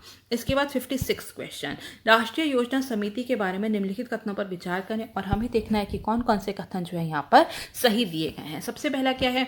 ये भारतीय राष्ट्रीय कांग्रेस के हरिपुरा अधिवेशन में स्थापित किया गया था, नेशनल प्लानिंग कमेटी, बिल्कुल सही है। इसके पहले अध्यक्ष मोतीलाल नेहरू थे। ठीक है, तो ये यहाँ पर जो है यहाँ पर गलत दिया गया है, क्योंकि इसके पहले अध्यक्ष कौन थे? वो थे जवाहरलाल नेहरू। ठीक है, जवाहरलाल नेहरू थे, और इसके जो जनरल एडिटर थे वो कौन थे? जनरल एडिटर जो थे वो थे केटी शाह। ठीक है, केटी शाह जो है वो उसके जनरल एडिटर थे। तो ये स्टेटमेंट जो है यहाँ पर सही दिया गया है। तो आंसर क्या हो जाएगा? 1 and 3, D is the right answer. इसके बाद हम लोग देखेंगे नेक्स्ट क्वेश्चन इज 57th, फिर निम्नलिखित कथनों पर विचार करें, और हमें देखने के कौन कौन से कथन जो है यहाँ पर सही दिए गए हैं। ठीक है, तो सबसे पहले क्या है? नागार्जुन ने बौद्ध दर्शन के माध्यमिक स्कूल को सूर्यवाद कहा था। ठीक है, सूर्यवाद नहीं होगा, ये शून्यवाद होगा। ठीक है, ये शून्यवाद होगा, शून्यवाद कहा था। ठीक है, बिल्कुल सही है। नागार्जुन सातवाहन राजाओं के समकालीन थे। ठीक है, Nagarjuna was contemporary of Satavahana kings, ये भी बिल्कुल सही है। तो आंसर क्या हो जाएगा? आंसर हो जाएगा हमारा सी। दोनों ही स्टेटमेंट जो है यहाँ पर सही से दिए गए हैं। 58 क्वेश्चन, बुद्ध के वितर्क मुद्रा दर्शाती है। ठीक है, वितर्क मुद्रा जो बुद्धा की है वो क्या दर्शाती है? तो इसका आंसर क्या है? इसका आंसर है ए, मुद्रा ऑफ डिस्कशन, चर्चा की मुद्रा।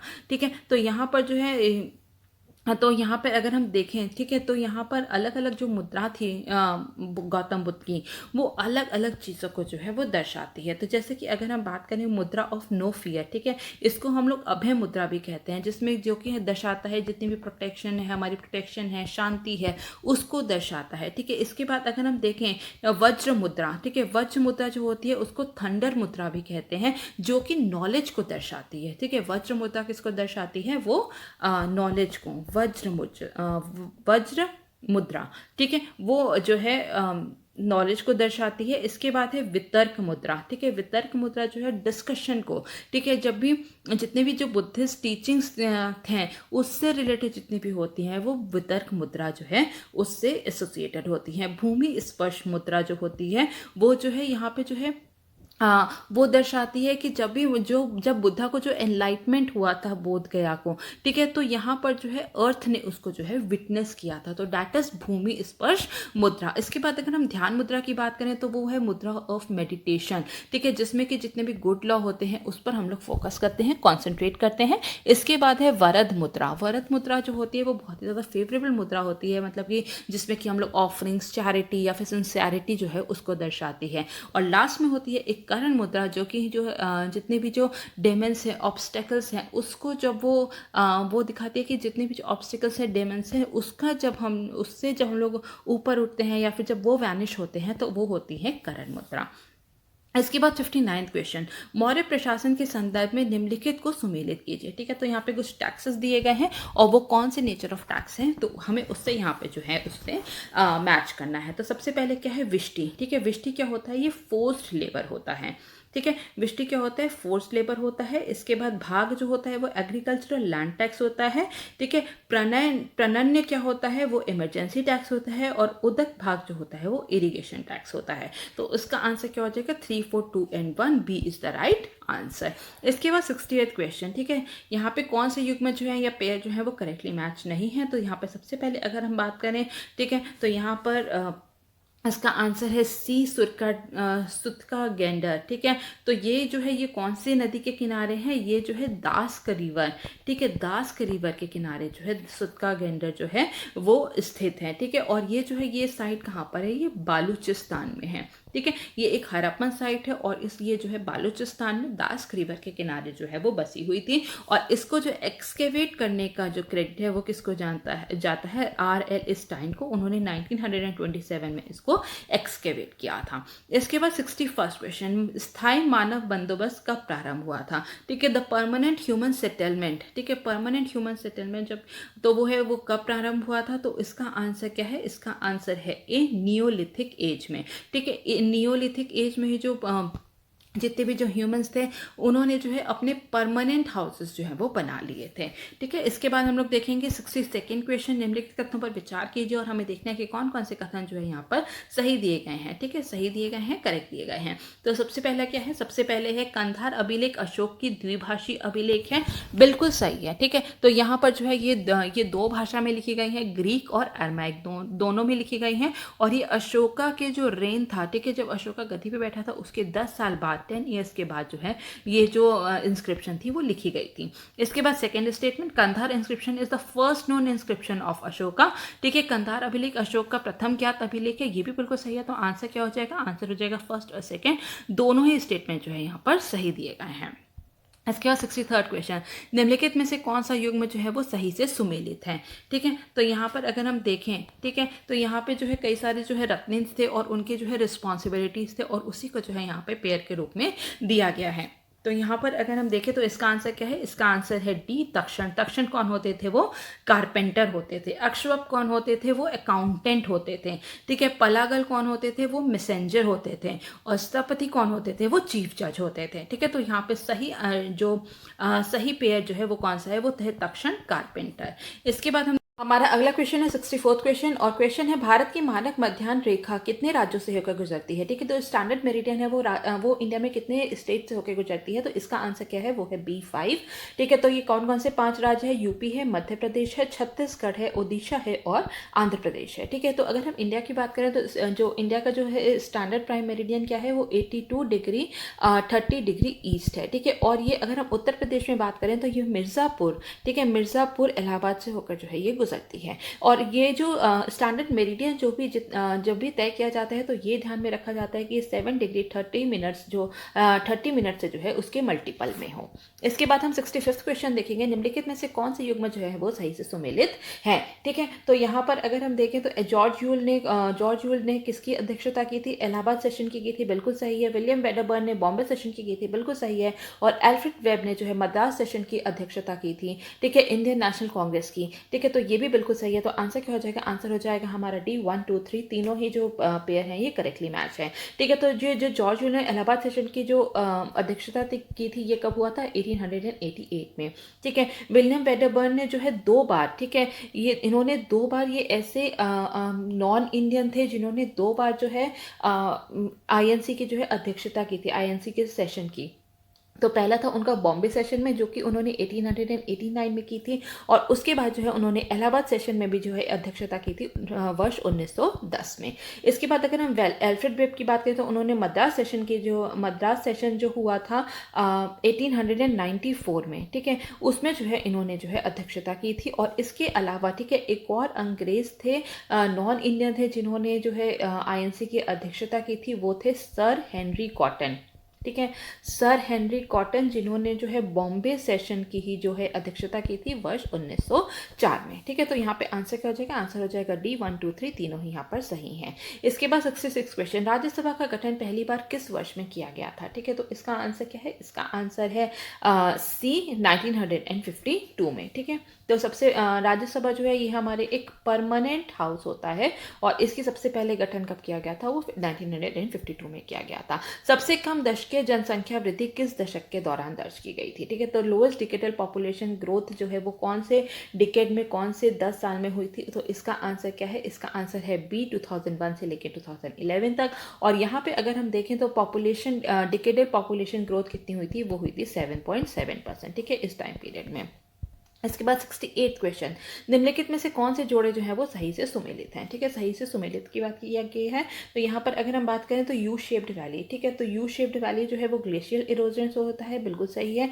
वी शेप्ड वैली जो है फ्लूवियल एजेंट्स, या फिर हम कह सकते हैं जितने भी नदी से, जितने भी जो पानी के बहाव से जितना भी अपरदन होता है उसको हम लोग जो है हम लोग फ्लूवियल एजेंट्स बोलते हैं। और वी शेप्ड वैली जो है, ठीक है, वी शेप्ड वैली जो है वो किससे होती है, वो होती है फ्लूवियल एजेंट से। ठीक है, तो जब भी जितनी भी जो नदियाँ होती हैं, जब वो बहुत ही ज़्यादा जो यंग एज में होती हैं, ठीक है, तो वो क्या बनाती हैं, वो वी शेप्ड वैली बनाती हैं, वो वहाँ पे जो है इरोड करती हैं और उससे जो है वी शेप्ड वैली बनता है। और मशरूम रॉक्स कैसे फॉर्म होती हैं, वो विंड इरोजन या फिर वायु अपरदन के कारण जो है वो फॉर्म होती है। तो आंसर क्या हो जाएगा, आंसर है हमारा 68 का D, क्योंकि यहाँ पे तीनों ही जो पेयर हैं वो सही से सुमेलित हैं। तो यहाँ पे अब हमें मैच द फॉलोइंग वाले हैं, लोकल विंड्स हैं और कौन से रीजन में जो है वो बहती हैं, हमें उससे जो है यहाँ पर उसको मैच करना है।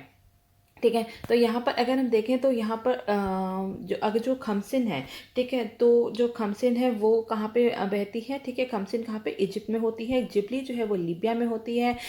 चिली जो है वो तुनीसिया में होती है। और लेस्ते जो है वो मदिरा आइलैंड में होती है। ठीक है, तो यहाँ पे आंसर क्या हो जाएगा, आंसर हो जाएगा हमारा 69 का C। यहाँ पे जो ये 1 2 3 4 जो है बिल्कुल ही सही से मैच किए गए हैं। ठीक है, इसके बाद हम लोग 70th क्वेश्चन को देखेंगे। निम्नलिखित कथनों पर हमें विचार करना है और हमें देखना है कि कौन से कथन जो है यहाँ पर सही दिए गए हैं, ट्रू दिए गए हैं। तो सबसे पहले क्या है, कोरियोलिस फोर्स या फिर कोरियोलिस बल के कारण दक्षिणी गोलार्ध में पवने बाईं ओर विक्षेपित हो जाती हैं। ठीक है, तो इसका तो ये जो है ये बिल्कुल ही सही स्टेटमेंट है। सेकंड क्या है, उत्तरी गोलार्ध की तुलना में दक्षिणी गोलार्ध में कोरियोलिस बल अधिक होता है। ठीक है, तो ये स्टेटमेंट जो है यहाँ पे गलत दिया गया है। ठीक है, उत्तरी गोलार्ध और दक्षिणी गोलार्ध दोनों में ही जो कोरियोलिस बल होता है वो समान होता है। तो आंसर क्या हो जाएगा, आंसर हो जाएगा हमारा A, केवल फर्स्ट स्टेटमेंट जो है यहाँ पर सही दिया गया है। इसके बाद 71st क्वेश्चन, चचाई जलप्रपात किस नदी पर है? ठीक है, चचाई फॉल्स जो है कौन सी नदी पर बना हुआ है? तो इसका आंसर क्या है? इसका आंसर है बी, रवि बीहड़। ठीक है, बीहड़। तो यहाँ पे 71 का आंसर क्या है? बी, रवि बीहड़। इसके बाद हम लोग देखेंगे 72nd क्वेश्चन, टोडा जनजातियों के बारे में निम्नलिखित कथनों पर हमें विचार करना है। ठीक है, टोडा ट्राइब्स के बारे में, और हमें देखना है कि कौन कौन से कथन जो है यहाँ पर सही दिए गए हैं। तो सबसे पहला क्या है?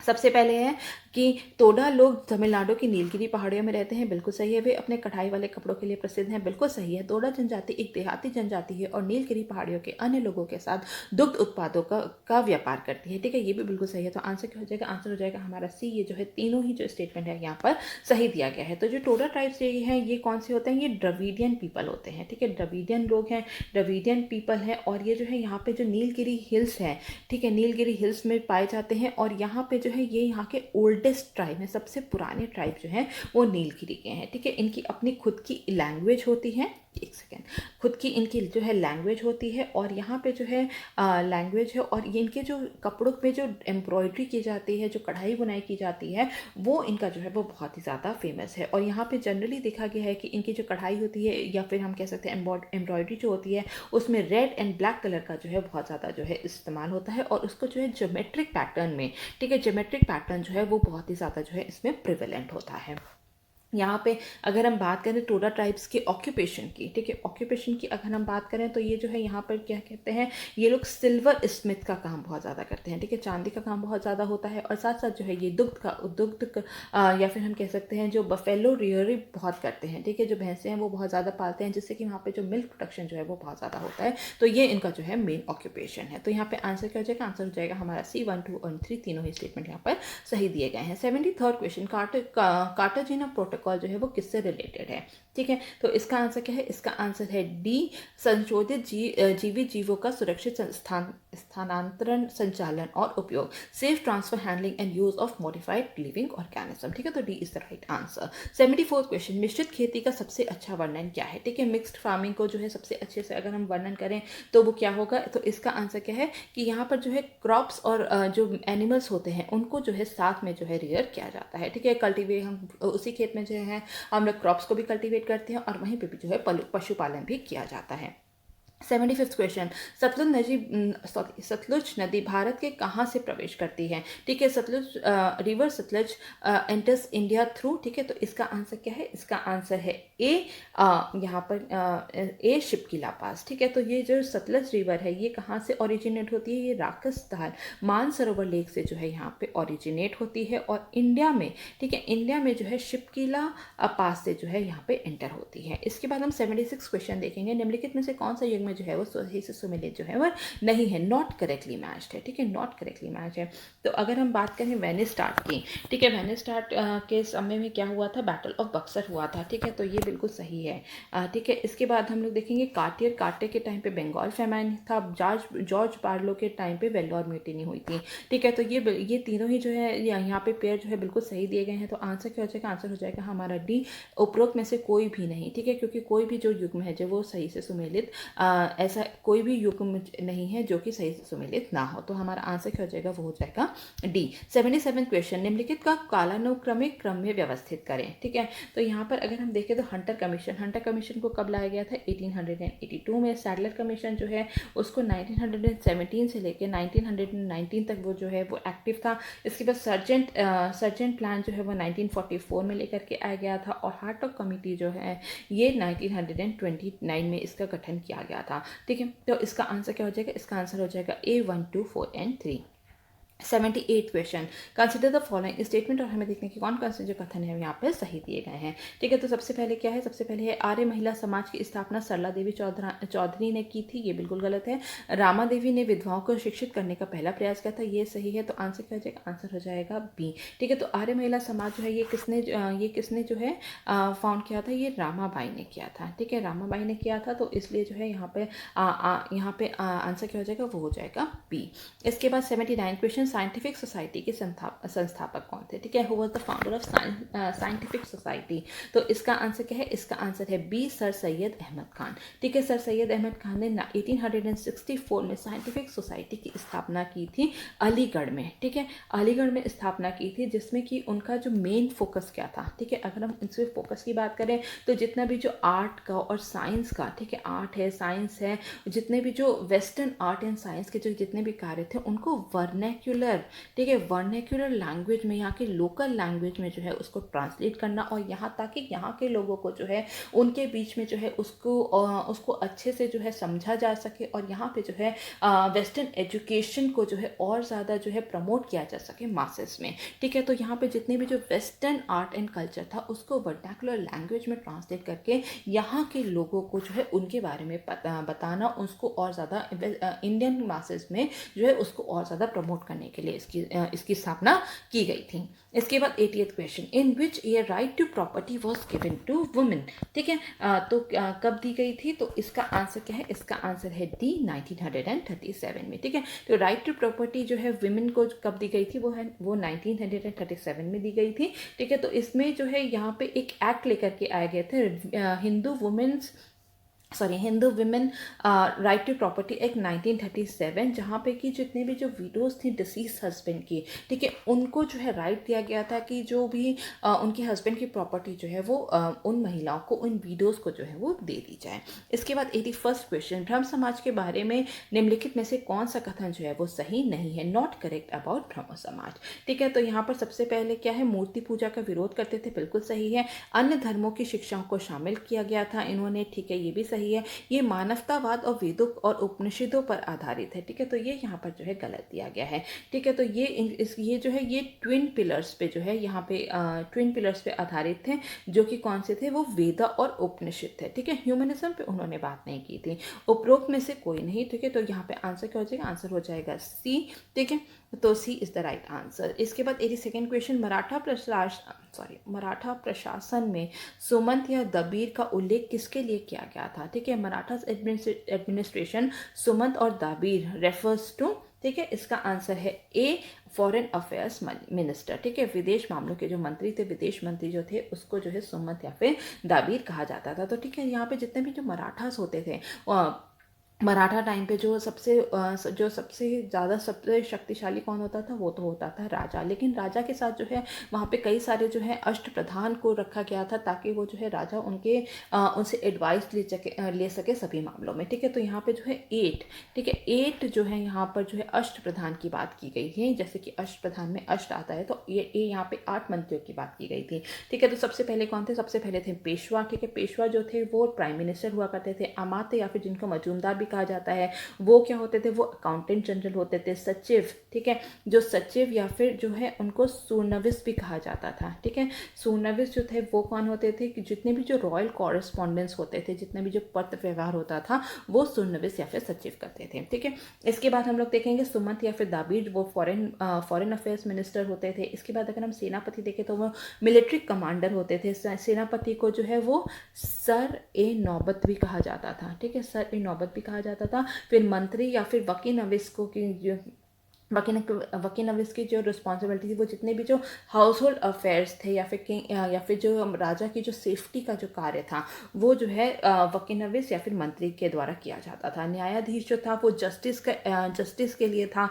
और पंडित राव जो था वो जितने भी चैरिटेबल और रिलीजियस अफेयर्स थे, ठीक है, उसको देखते थे। इसके बाद हम लोग देखेंगे 83rd क्वेश्चन, और निम्नलिखित कथनों पर हमें विचार करना है, और हमें देखना है कि कौन कौन से कथन जो है यहाँ पर सही दिए गए हैं। ठीक है, करेक्ट दिए गए हैं। तो सबसे पहले क्या है? Jizya was first imposed in India by Mohammad bin Qasim. ठीक है, तो यहाँ पर जो है ये स्टेटमेंट जो है बिल्कुल सही दिया गया है। और सेकंड क्या है?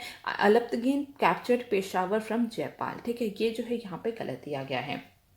तो यहाँ पर हम देखेंगे कि जो सुल्तान मोहम्मद बिन सुबुक्तगीन, ठीक है, जो सुबुक्तगीन थे, उन्होंने जो है यहाँ पे हिंदू शाही आर्मी जो है जयपाल की जो शाही आर्मी थी उसको यहाँ पे हराया था, और उसके बाद जो है वहाँ पे पेशावर को जो है पूरा कैप्चर कर लिया था। ठीक है, तो ये जो है बैटल ऑफ पेशावर हुआ था। ठीक है, बैटल ऑफ पेशावर हुआ था। वो कब हुआ था? 1001 AD में। ठीक है, तो ये किसके बीच हुआ था? ये सुबुक्तगीन और सुबुक्तगीन और जो जयपाल थे, ठीक है, राजा जयपाल जो थे उनके बीच में हुआ था। और इसके बाद जो है यहाँ पर जो है जो सुबुक्तगीन है उसने पेशावर को जो है वहाँ पे कैप्चर कर लिया था। तो हमारा आंसर क्या हो जाएगा? आंसर हो जाएगा ए, केवल फर्स्ट स्टेटमेंट जो है यहाँ पर सही दिया गया है। ठीक है, इसके बाद हम लोग देखेंगे 84th, निम्नलिखित कथनों पर हमें विचार करना है और हमें देखना है कि कौन कौन से कथन जो है यहाँ पर सही दिए गए हैं। तो सबसे पहले क्या है? सबसे पहले है इल्तुतमिश द्वारा भारत में इक्ता प्रणाली की शुरुआत की गई थी, बिल्कुल सही है। Jama Masjid of Badaun was built by Iltutmish, ये भी बिल्कुल सही है। Razia Sultan the first women to rule Delhi was daughter of Iltutmish, ये भी बिल्कुल सही है। तो आंसर क्या हो जाएगा? आंसर हो जाएगा डी, 1, 2, 3 तीनों ये स्टेटमेंट जो है यहाँ पर सही दिए गए हैं।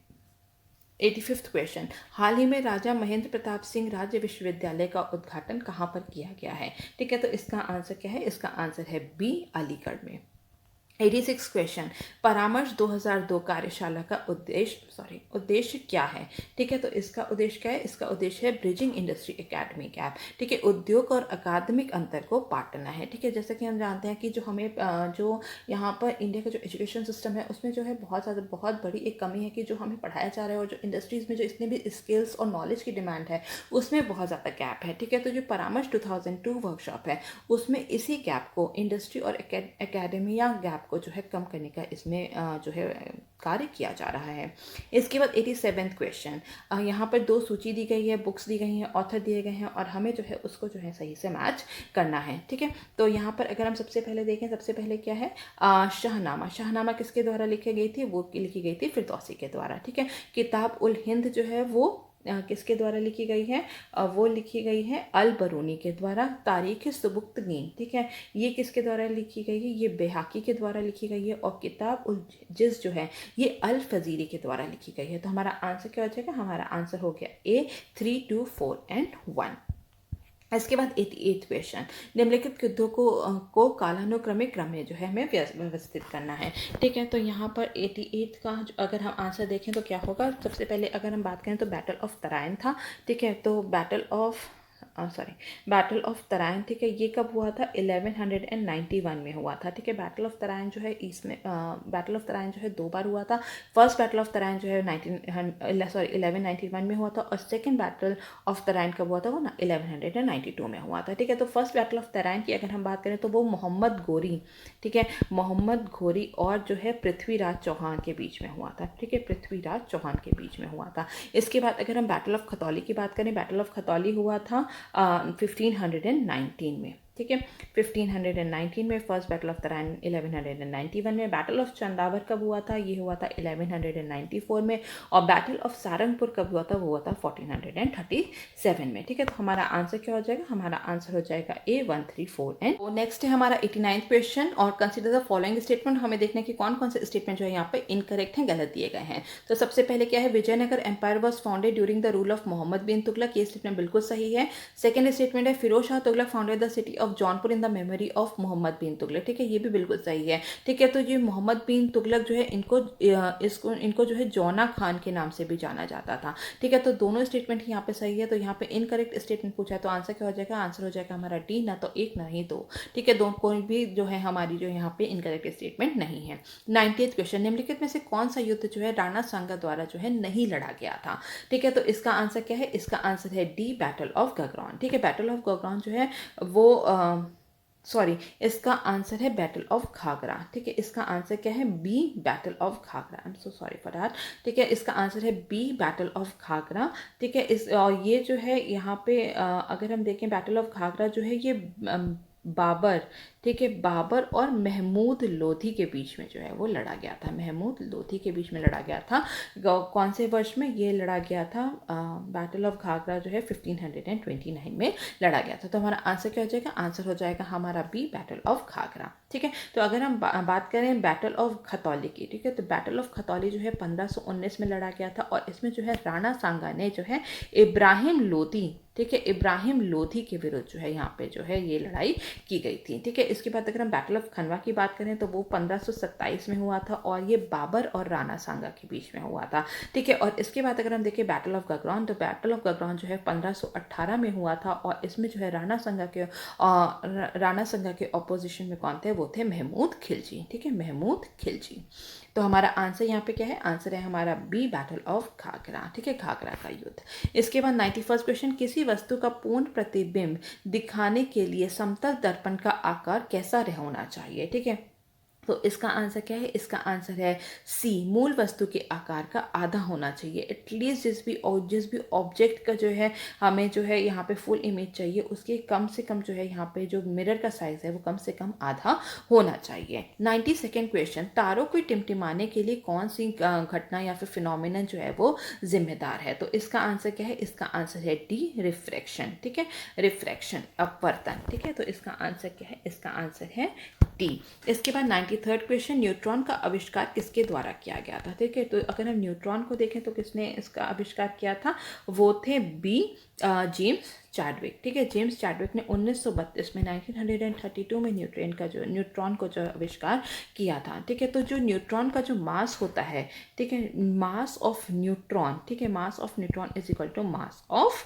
प्रोटॉन होता है। ठीक है, और न्यूट्रॉन में जो है कोई भी चार्ज नहीं होता है। ठीक है, न्यूट्रॉन में जो है कोई भी चार्ज नहीं होता है, इसीलिए जो है इसका इस्तेमाल जो है न्यूक्लियर फिशन में भी किया जाता है। इसके बाद हम लोग देखेंगे 94th question, black board seems black because. ठीक है, ब्लैक बोर्ड जो है काला दिखता है किस लिए। ठीक है, तो इसका आंसर क्या है, ये क्योंकि ये कोई भी रंग को जो है परावर्तित नहीं करता है। ठीक है, ये किसी भी रंग को परावर्तित नहीं करता है, इस कारण से जो है ब्लैक बोर्ड जो है वो काला दिखाई देता है। इसके बाद 95th क्वेश्चन असर्शन और रीजन वाला है। ठीक है, तो इसमें सबसे पहले क्या है, bone charcoal is used in sugar industry as a decolouring agent. ठीक है, ये बिल्कुल सही है। Bone charcoal has the capacity to absorb the colouring substance, ये भी बिल्कुल सही है। तो आंसर क्या हो जाएगा, आंसर हो जाएगा ए। दोनों ही यहाँ पर जो है स्टेटमेंट सही दिए गए हैं और रीजन जो है सही से असर्शन को एक्सप्लेन भी करता है। 96 क्वेश्चन भी असर्शन रीजन वाला है। तो यहाँ पे सबसे पहले क्या है, phosphorus does not occur in free state. ठीक है, तो यहाँ पे ये जो स्टेटमेंट है बिल्कुल सही दिया गया है। सेकंड क्या है, phosphorus is soluble in water. ठीक है, तो ये स्टेटमेंट यहाँ पे गलत है। तो आंसर क्या हो जाएगा, आंसर हो जाएगा हमारा सी, ए इज ट्रू, लेकिन आर जो है हमारा जो है फॉल्स है। ठीक है, फॉस्फोरस जो है ये बहुत ही ज़्यादा जो है रिएक्टिव मटेरियल होता है। ठीक है, बहुत ही ज़्यादा रिएक्टिव मटेरियल है और ये एक नॉन मेटल है। ठीक है, और इसमें जो है आग जो है, या फिर हम कह सकते हैं कि ये जो फॉस्फोरस जो है वो ईजिली जो है फायर को जो है वो कैच कर लेता है, इसी कारण से जो है ये फ्री स्टेट में जो है वो नहीं मिलता है। ठीक है, और ये रूम टेम्परेचर पे ही जो है उसमें जो है वो इजीली जो है फायर को कैच कर लेता है, इसीलिए जो है इसको वाटर के अंदर रखा जाता है। ठीक है, तो ये वाटर सॉल्यूबल नहीं होता, इसको जो है वाटर के अंदर रखा जाता है। ठीक है, तो जो फॉस्फोरस होता है ये डिजॉल्व किस में होता है, वो होता है कार्बन डाइसल्फाइड में। ठीक है, कार्बन डाइसल्फाइड में जो है ये डिज़ोल्व होता है, लेकिन पानी में जो है ये डिज़ोल्व नहीं होता है, इसको पानी में रखा जाता है ताकि जो है उसमें जो है आग ना लगे। इसके बाद 97 क्वेश्चन, वह तत्व जिसकी द्रव्यमान संख्या समान लेकिन परमाणु क्रमांक भिन्न हो वो क्या कहलाता है। ठीक है, तो इसका आंसर क्या है, इसका आंसर है ए, इसका आंसर है ए, आइसोबार्स। ठीक है, इसका आंसर क्या है, इसका आंसर है आइसोबार्स।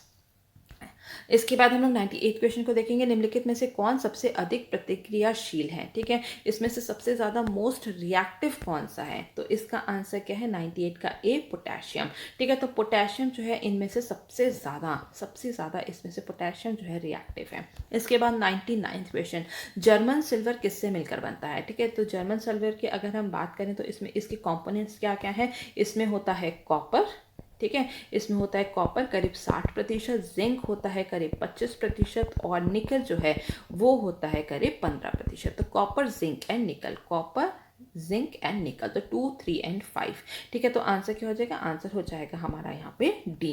ठीक है, इसके बाद हम लोग देखेंगे 100 question, consider the following statement and which of the above statement is और आर करेक्ट। ठीक है, कौन कौन से कथन जो है यहाँ पर सही दिए गए हैं। तो सबसे पहला क्या है, जल केवल ठोस और तरल रूप में मौजूद होता है। ठीक है, तो ये यहाँ पे गलत है। वाटर जो है सॉलिड, लिक्विड और गैसेस तीनों फॉर्म में जो है यहाँ हमें तीनों फॉर्म में ही जो है मौजूद होता है। गैसेस फॉर्म में जो वाटर वेपर के रूप में जो होता है तो वो गैसेस फॉर्म में होता है, लिक्विड फॉर्म फॉर्म में तो होता ही है, सॉलिड में जब हम बर्फ़ के रूप में जब होता है तो वो सॉलिड फॉर्म में होता है, ठीक है। तो फर्स्ट स्टेटमेंट जो है यहाँ पर गलत दिया गया है। सेकंड स्टेटमेंट क्या है, the water exist in liquid state because of hydrogen bond, ठीक, हाइड्रोजन बॉन्ड।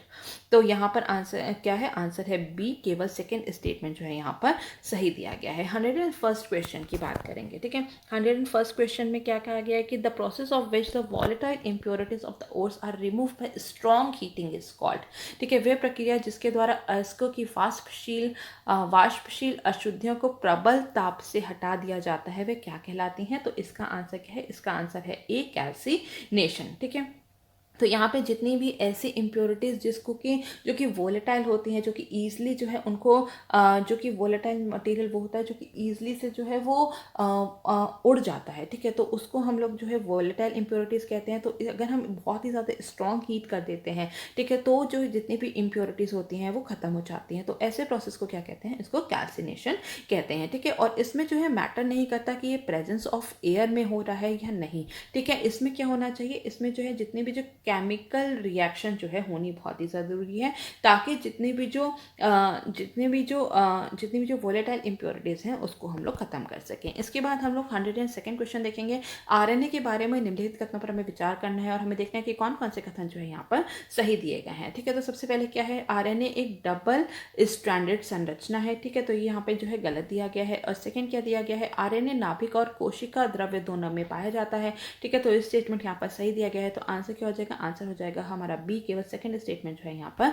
सही दिया गया है, ठीक है। तो जो डीएनए होता है, डीएनए जो है वो होता है वो डबल स्टैंडर्ड स्ट्रक्चर होता है, लेकिन आरएनए जो है वो सिंगल स्टैंडर्ड स्ट्रक्चर होता है। इसके बाद हम लोग 103rd क्वेश्चन को देखेंगे।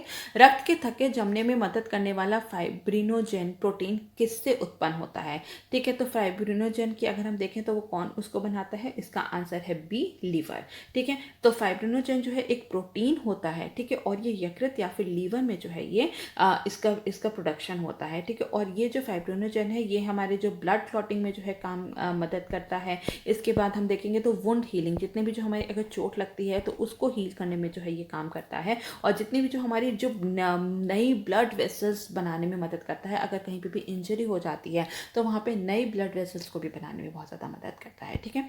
इसके बाद हम लोग देखेंगे 104th, iodine is obtain from, iodine किससे जो है प्राप्त होता है। सबसे पहले है लेमिनेरिया, ठीक है, इससे होता है। इसके बाद हम देखेंगे फ्यूकस, ठीक है, इससे भी होता है। एक्लोनिया, इससे भी होता है। और तो इसलिए आंसर क्या हो जाएगा, आंसर हो जाएगा डी, उपरोक्त सभी, ठीक है। तो ये जो है ये सभी जो है ये जो है एल्गे के प्रकार हैं, ठीक है, एल्गे के प्रकार हैं और इन सभी से जो है आयोडीन जो है वो प्राप्त किया जाता है।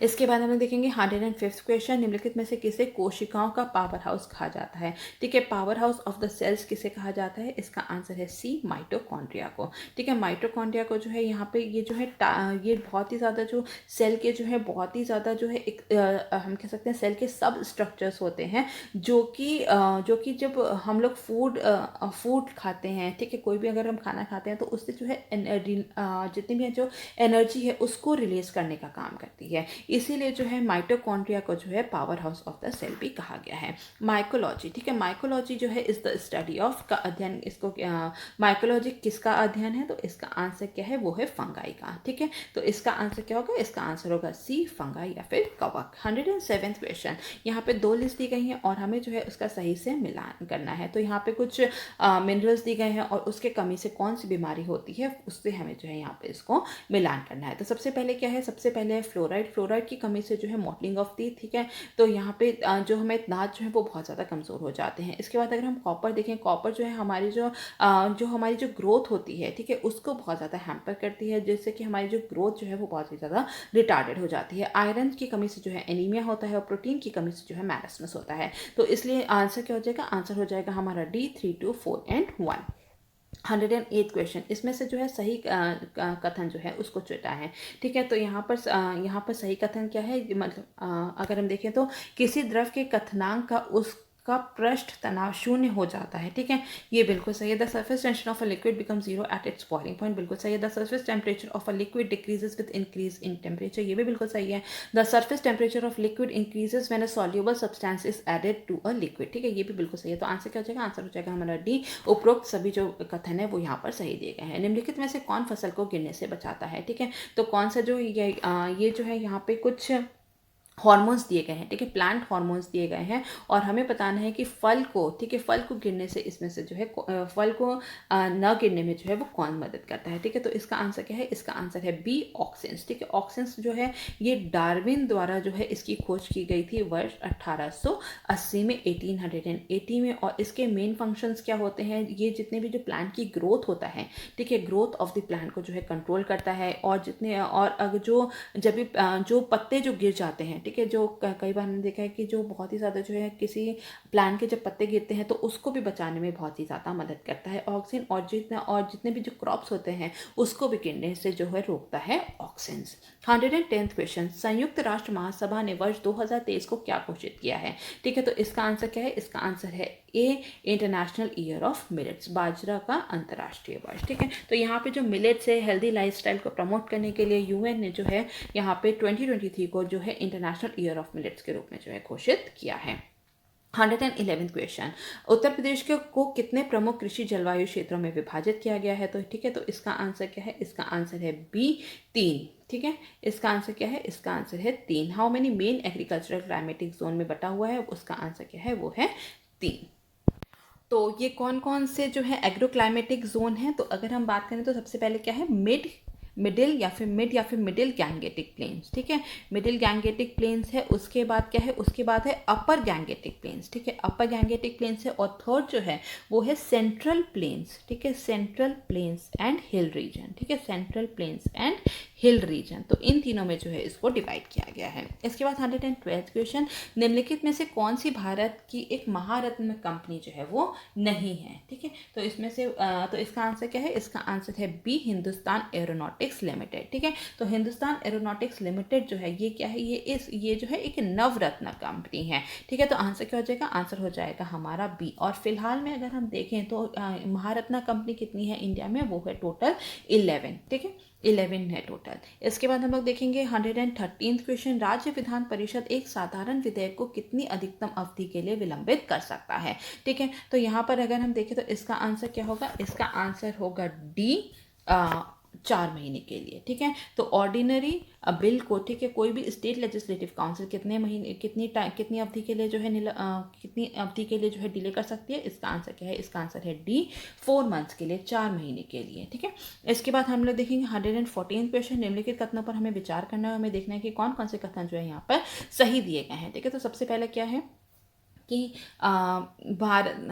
भारत के राष्ट्रपति का महाभियोग चलाने का एकमात्र आधार संविधान का उल्लंघन है, ठीक है, ये बिल्कुल सही है। सेकंड क्या है? वाक्यांश संविधान का उल्लंघन भारतीय संविधान के अनुच्छेद 61 में परिभाषित किया गया है, ये गलत दिया गया है, क्योंकि इसको कहीं पे भी जो है यहाँ पे इस फ्रेज को जो है कहीं पे भी जो है यहाँ पर जो है डिफाइन नहीं किया गया है। एंड थर्ड क्या है? Impeachment process can be started only from the Lok Sabha, ठीक है, ये भी गलत दिया गया है, ये राज्यसभा या फिर लोकसभा कहीं से भी जो है इसको इंट्रोड्यूस किया जा सकता है। तो आंसर क्या हो जाएगा? आंसर हो जाएगा हमारा सी, केवल फर्स्ट स्टेटमेंट जो है यहाँ पर सही दिया गया है। 115th, निम्नलिखित में से कौन क्षेत्रीय परिषदों का अध्यक्ष होता है? जोनल काउंसिल का अध्यक्ष कौन होता है? वो होते हैं ए, होम मिनिस्टर, ठीक है, गृह मंत्री। इसके बाद 116th क्वेश्चन, भारत के राष्ट्रपति के पास निम्नलिखित में से कौन सी जो है वीटो शक्तियां होती हैं, ठीक है, तो कौन कौन सी वीटो शक्तियां हैं? तो इसका आंसर क्या है? 1, 2 एंड 3। सस्पेंसिव वीटो होता है, पॉकेट वीटो होता है, एब्सोल्यूट वीटो होता है, लेकिन क्वालिफाइड वीटो जो है इंडियन प्रेसिडेंट के पास नहीं होता, ये यूएसए के प्रेसिडेंट के पास लेकिन होता है। तो आंसर क्या हो जाएगा? आंसर हो जाएगा हमारा सी, 1, 2 and 3 is the right answer. 117 question, निम्नलिखित को कालानुक्रमिक क्रम में व्यवस्थित करें, ठीक है। तो यहाँ पर क्या है? सबसे पहले अगर हम देखें तो सबसे पहले हम देखेंगे शांकरी प्रसाद केस। शांकरी प्रसाद केस कब हुआ था? 1951 में हुआ था। फिर था गोलकनाथ केस जो कि हुआ था 1967 में। फिर था केशवानंद भारती केस जो कि था 1973 में, और मिनर्वा मिल केस जो कि था 1980 में, ठीक है। तो हमारा आंसर क्या हो जाएगा? हमारा इसका आंसर है बी, ठीक है, इसका आंसर है बी 4, 2, 3 एंड 1। 118th क्वेश्चन, निम्नलिखित में से कौन सा अनुच्छेद संसद के संयुक्त सत्र के लिए प्रावधान करता है? ठीक है, तो जितनी भी जो जॉइंट सिटिंग होती है, joint session of the parliament, ठीक है, तो वो कौन से अनुच्छेद में दिया गया है? तो इसका आंसर क्या है? इसका आंसर है ए, आर्टिकल नंबर 108 में। ठीक है, A is the right answer, article 108। 119th question, निम्नलिखित में से कौन संघ कार्यकारिणी का गठन करता है? ठीक है, यूनियन एग्जीक्यूटिव में के इसमें से कौन कौन से कॉन्स्टिट्यूएंट्स हैं? तो अगर हम उसकी बात करें तो इसमें आते हैं प्रेसिडेंट होते हैं, प्राइम मिनिस्टर होते हैं, वाइस प्रेसिडेंट भी होते हैं और अटॉर्नी जनरल ऑफ इंडिया भी होते हैं। तो हमारा आंसर क्या हो जाएगा? हमारा आंसर हो जाएगा यहाँ पर डी। ठीक है, तो अगर हम यूनियन एग्जीक्यूटिव की बात करें तो उसमें प्रेसिडेंट होते हैं, वाइस प्रेसिडेंट होते हैं, प्राइम मिनिस्टर होते हैं। इसके साथ साथ जो काउंसिल ऑफ मिनिस्टर है वो भी यूनियन एग्जीक्यूटिव का हिस्सा है और इसके बाद जो है अटॉर्नी जनरल ऑफ इंडिया भी आते हैं। तो हमारा आंसर क्या हो जाएगा? आंसर हो जाएगा हमारा डी। 120th क्वेश्चन, आर्थिक सर्वेक्षण 2021-22 के अनुसार वर्ष 2020-21 में प्रति व्यक्ति अंडों की उपलब्धता कितनी थी? ठीक है, per capita availability of eggs in the year 2020-21। ठीक है, तो इसका आंसर क्या है? इसका आंसर है सी, 91 एग्स पर ईयर। ठीक है, इसके बाद हम लोग देखेंगे इसका होगा 91 एग्स पर पर्सन। ठीक है, पर पर्सन। इसके बाद हम लोग देखेंगे 121st क्वेश्चन, इसमें से हमें एडजर्नमेंट मोशन के बारे में कुछ स्टेटमेंट्स दिए गए हैं और हमें देखना है कि कौन कौन से कथन जो है यहाँ पर सही दिए गए हैं। ठीक है, तो यहाँ पर सबसे पहले अगर हम देखें तो इसे केवल लोकसभा में ही पेश किया जा सकता है, बिल्कुल सही है। स्थगन प्रस्ताव का चर्चा कम से कम 3 घंटे तक चलनी चाहिए। ठीक है, तो 3 घंटे नहीं, ये करीब 2.5 घंटे जो है मिनिमम जो है 2.5 घंटे चलनी चाहिए। इसके बाद थर्ड स्टेटमेंट है, इसे तत्कालीन सार्वजनिक महत्व के मामले की ओर ध्यान आकर्षित करने के लिए सदन में पेश किया जाता है, बिल्कुल सही है। तो आंसर क्या हो जाएगा? आंसर हो जाएगा हमारा बी, फर्स्ट और थर्ड दो स्टेटमेंट जो है यहाँ पर सही दिए गए हैं। 122nd क्वेश्चन, निम्नलिखित में से कौन समवर्ती सूची का विषय नहीं है? ठीक है, कॉन्करेंट लिस्ट का इसमें से कौन सा सब्जेक्ट मैटर नहीं है? तो इसका आंसर क्या है? इसका आंसर है सी, इंश्योरेंस। ठीक है, तो जो बैंकिंग एंड इंश्योरेंस जो है ये यूनियन लिस्ट में आता है, लेकिन बैंक्रप्सी एंड इंसॉल्वेंसी जो है ये यूनियन लिस्ट में आता है। सॉरी, ये जो है ये कॉन्करेंट लिस्ट में आता है, लेकिन इंश्योरेंस एंड बैंकिंग जो है, बीमा और जो बैंकिंग होता है वो जो है वो यूनियन लिस्ट का हिस्सा है। इसके बाद हम लोग देखेंगे 123rd क्वेश्चन और हमें देखना है कि यहाँ पे कौन कौन से कथन जो है यहाँ पर सही दिए गए हैं। ठीक है, तो सबसे पहले क्या है? सबसे पहले है राज्य लोक सेवा आयोग की अध्यक्ष की नियुक्ति राज्यपाल द्वारा की जाती है, बिल्कुल सही है। राज्य लोक सेवा आयोग के अध्यक्ष को दुर्व्यवहार के आधार पर हटाया जा सकता है, बिल्कुल सही है। इस संदर्भ में दुर्व्यवहार शब्द को संविधान में परिभाषित नहीं किया गया है। ठीक है, तो ये स्टेटमेंट यहाँ पर गलत है। तो आंसर क्या हो जाएगा? आंसर हो जाएगा हमारा ए, केवल फर्स्ट और सेकंड जो है स्टेटमेंट यहाँ पर सही दिया गया है। ठीक है, तो यहाँ पर जो है इन द टर्म मिसबिहेवियर जो है, ठीक है, स्टेट पब्लिक सर्विस कमीशन के चेयरमैन के लिए, तो ठीक है, तो इससे जो है हमारे कॉन्स्टिट्यूशन में जो है यहाँ पर डिफाइन किया गया है। तो इसके बाद हम लोग देखेंगे 124 क्वेश्चन, वर्तमान में भारत में कितने मान्यता प्राप्त राष्ट्रीय राजनीतिक दल हैं? ठीक है, how many recognised national political parties are there in India? ठीक है, तो इसका आंसर क्या है? इसका आंसर है बी, 8। ठीक है, 8 पॉलिटिकल पार्टीज ऐसी हैं जिसको कि जो है राष्ट्रीय राजनीतिक दल का जो है दर्जा दिया गया है। वो है Bharatiya Janata Party, Indian National Congress, Communist Party of India, Communist Party of India, All India Trinamool Congress, National People's Party, Bahujan Samaj Party और National Congress Party, Nationalist Congress Party. ठीक है, इसका 125 क्वेश्चन को देखेंगे, कंसीडर द फॉलोइंग स्टेटमेंट, हमें देखेंगे कौन कौन से कथन जो है यहाँ पर सही दिए गए हैं। तो सबसे पहले क्या है? अध्यक्ष और उपाध्यक्ष का कार्यकाल 1921 में भारत सरकार अधिनियम 1919 के माध्यम से गठित किया गया था। ठीक है, तो ये बिल्कुल सही है। डॉक्टर सच्चिदानंद सिन्हा पहले डिप्टी स्पीकर थे, ये भी बिल्कुल सही है। तो आंसर क्या हो जाएगा? आंसर हो जाएगा हमारा सी, यहाँ पे दोनों ही स्टेटमेंट जो है यहाँ पे सही दिए गए हैं। 126 क्वेश्चन, निम्नलिखित कथनों पर विचार करना, हमें देखेंगे कौन कौन से कथन जो है यहाँ पर सही दिए गए हैं। तो सबसे पहले क्या है? राज्यपाल उच्च न्यायालय में 2 वर्षों से अधिक की अस्थायी अवधि के लिए एक अतिरिक्त न्यायाधीश की नियुक्ति कर सकता है। ठीक है, तो यहाँ पे जो है ये जो है गवर्नर नहीं कर सकता, ये कौन कर सकता है? ये प्रेसिडेंट कर सकते हैं। तो फर्स्ट स्टेटमेंट जो है यहाँ पे गलत हो गई है। सेकेंड स्टेटमेंट, एन एडिशनल जज can not hold office after attaining the age of 62 years. ठीक है, तो यहाँ पर जो है ये बिल्कुल सही स्टेटमेंट है। तो इसका आंसर क्या हो जाएगा? इसका आंसर हो जाएगा बी, मतलब कि सेकेंड स्टेटमेंट केवल यहाँ पर सही दी गई है। और जो प्रेसिडेंट जितने भी नियुक्त करते हैं, ठीक है, एडिशनल जज की, ठीक है, तो वो जो है 2 साल से अधिक के लिए जो है उनको नियुक्त नहीं किया जा सकता है। 127 क्वेश्चन, भारत का पहला केंद्रीय पुलिस विश्वविद्यालय स्थापित कहाँ किया जा रहा है? तो इसका आंसर क्या है? इसका आंसर है डी, ग्रेटर नोएडा में। इसके बाद हम लोग देखेंगे 128 क्वेश्चन, उत्तर प्रदेश में पुलिस आयुक्तालय प्रणाली को किस वर्ष में शुरू किया गया था? ठीक है, पुलिस कमिश्नरेट सिस्टम को जो है कब इंट्रोड्यूस किया गया था उत्तर प्रदेश में? इसका आंसर है सी 2020 में। ठीक है, इसके बाद हम लोग देखेंगे 129 क्वेश्चन, हाल ही में नंदू नाटेकर का निधन हो गया है, वह किस खेल से संबंधित हैं? ठीक है, तो इसका आंसर क्या है? इसका आंसर है डी, बैडमिंटन से। ठीक है, नंदू नाटेकर जो है जिनका हाल ही में निधन हुआ है वो बैडमिंटन के खिलाड़ी थे।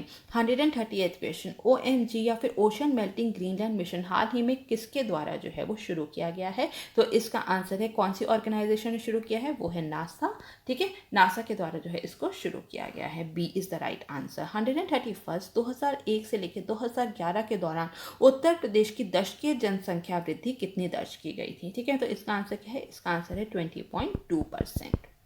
D is the right answer. 132 question, Dmitry Muratov को नोबेल पुरस्कार किस श्रेणी में जो है प्रदान किया गया है? ठीक है, तो इसका आंसर क्या है? इसका आंसर है 132 का सी, शांति या फिर पीस। ठीक है, पीस कैटेगरी में। ठीक है, नोबेल पीस प्राइज जो है वो किसको दिया गया है? वो जो है यहाँ पे जो है दो लोगों को दिया गया है। एक अमेरिकन जर्नलिस्ट है मारिया रेसा। ठीक है, मारिया रेसा है, और इसके साथ जो है जर्नलिस्ट जो है दिमित्री मुरातोव। ठीक है, मुरातोव, इन दोनों को ही जो है ये पीस प्राइज जो है दिया गया है। इसके बाद 133 क्वेश्चन, नीति आयोग के नए उपाध्यक्ष के रूप में किसे नियुक्त किया गया है? इसका आंसर क्या है? इसका आंसर है ए, सुमन बेरी को। ठीक है, ए, सुमन बेरी।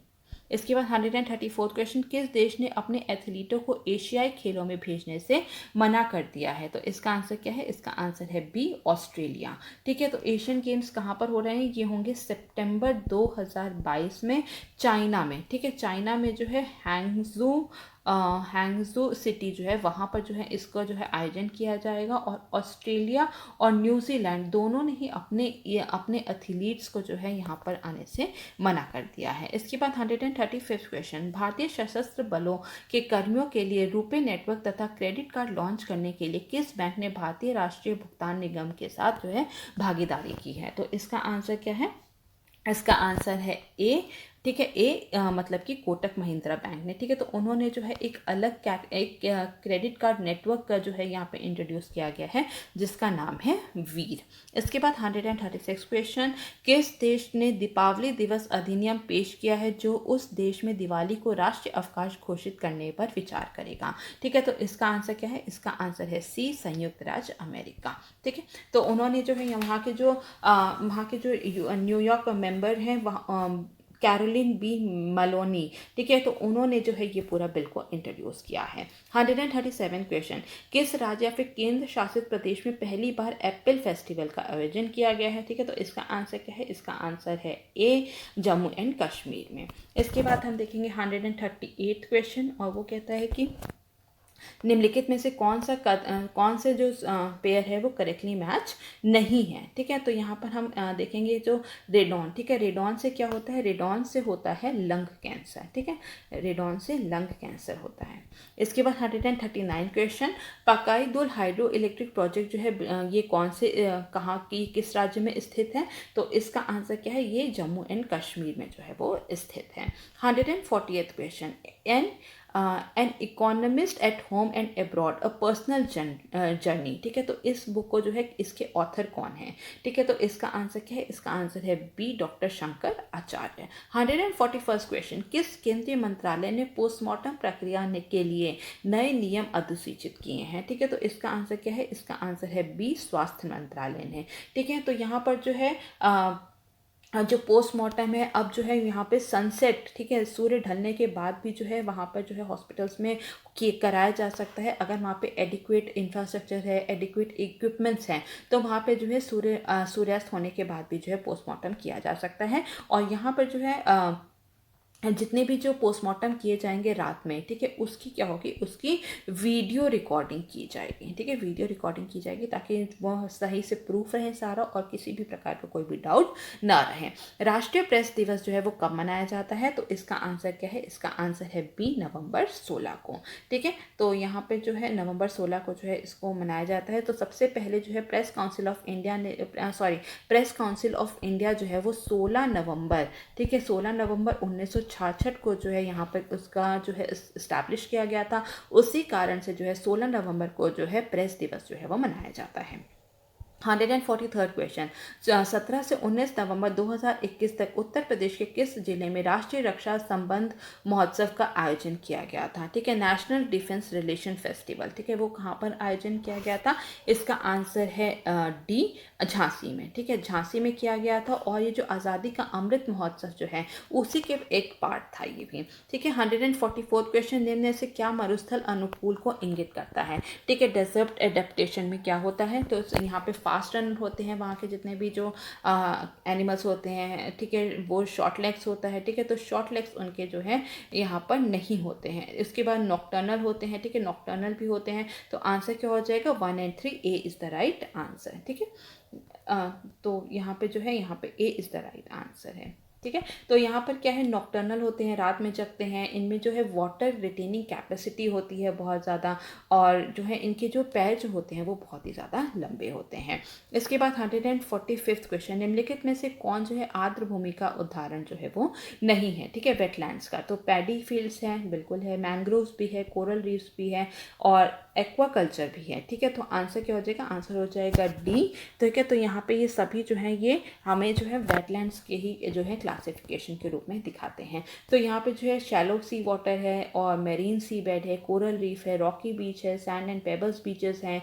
ठीक है, एस्चुरी है, लगून्स हैं, मैनग्रोव्स हैं, ये सभी जो है वेटलैंड्स के ही अंतर्गत आते हैं। इसके बाद 146 क्वेश्चन, विश्व कितने पारिस्थितिकी क्षेत्रों या जैव भौगोलिक क्षेत्रों में विभाजित है? ठीक है, the world is divided into how many eco zones और बायोजोग्राफिकल रेंज। ठीक है, तो इसका आंसर क्या है? इसका आंसर है बी, 8। ठीक है, 8 इको जोन्स में जो है इनको कंप्राइज किया गया है, जैसे कि पहले आर्टिक है, नियार्टिक है, एफ्रोट्रॉपिक है, नियोट्रॉपिक है, और ऑस्ट्रेलेशिया है, इंडोमलाया है, ओशियानिया है, और अंटार्कटिक है। इसके बाद हम लोग 147 क्वेश्चन को देखेंगे, पारिस्थितिकी की टिकाऊ तपस्या है का नारा किस आंदोलन के द्वारा विकसित किया था? Ecology is sustainable austerity. ठीक है, ये कौन से मूवमेंट जो है इसको जो है ये स्लोगन दिया गया था? तो इसका आंसर क्या है? इसका आंसर है बी, चिपको मूवमेंट। ठीक है, चिपको मूवमेंट जो है उत्तराखंड में जो है स्टार्ट किया गया था 1937 में। ठीक है, तो यहाँ पे जो है वहाँ पे जो फॉरेस्ट है चमोली डिस्ट्रिक्ट में। ठीक है, चमोली डिस्ट्रिक्ट में वहाँ पे जो है जितने भी जो लोग हैं उन्होंने जो है जाके पेड़ों को जो है हक कर लिया था, ताकि जो है वो पेड़ों को ना काट सकें। इसके बाद 148 क्वेश्चन, निम्नलिखित में से कौन सा जो युग्म है वो सही से सुमेलित नहीं है? ठीक है, तो इसका आंसर क्या है? इसका आंसर है D, hero of the environment. ठीक है, हीरो ऑफ द एनवायरनमेंट किसको कहा जाता है? वो है माइक पांडे को। ठीक है, माइक पांडे को कहा जाता है। माइक पांडे को जो है हीरो ऑफ द एनवायरनमेंट कहा जाता है। इसके बाद हम देखेंगे 149 क्वेश्चन, निम्नलिखित में से किस पुरस्कार को ग्रीन ऑस्कर के नाम से भी जाना जाता है? ठीक है, तो इसका आंसर क्या है? इसका आंसर है ए, विटले अवार्ड। ठीक है, विटले अवार्ड इसको ग्रीन ऑस्कर के नाम से भी जाना जाता है, और इसे विटले फंड फॉर नेचर, ठीक है, विटले फंड फॉर नेचर जो कि एक यूके बेस्ड है, ठीक है, यूके बेस्ड एक इंस्टीट्यूशन है, उसके द्वारा जो है वो दिया जाता है। 150th क्वेश्चन, नीचे दिए गए कथनों पर विचार करें और हमें देखना है कि कौन कौन से कथन जो है यहाँ पर सही दिए गए हैं। तो सबसे पहले क्या है? Ozone layer protects planet earth from the ultraviolet rays of the sun, बिल्कुल सही है। The thickness of the ozone layer is measured in Dobson unit, बिल्कुल सही है। Harmful UV rays are found in the stratosphere, ये भी बिल्कुल सही है। तो आंसर क्या हो जाएगा? आंसर हो जाएगा हमारा डी। 1, 2 and 3 तीनों ही कथन यहाँ पर जो है वो सही दिए गए हैं। ठीक है, so that is all for now, thank you so very much.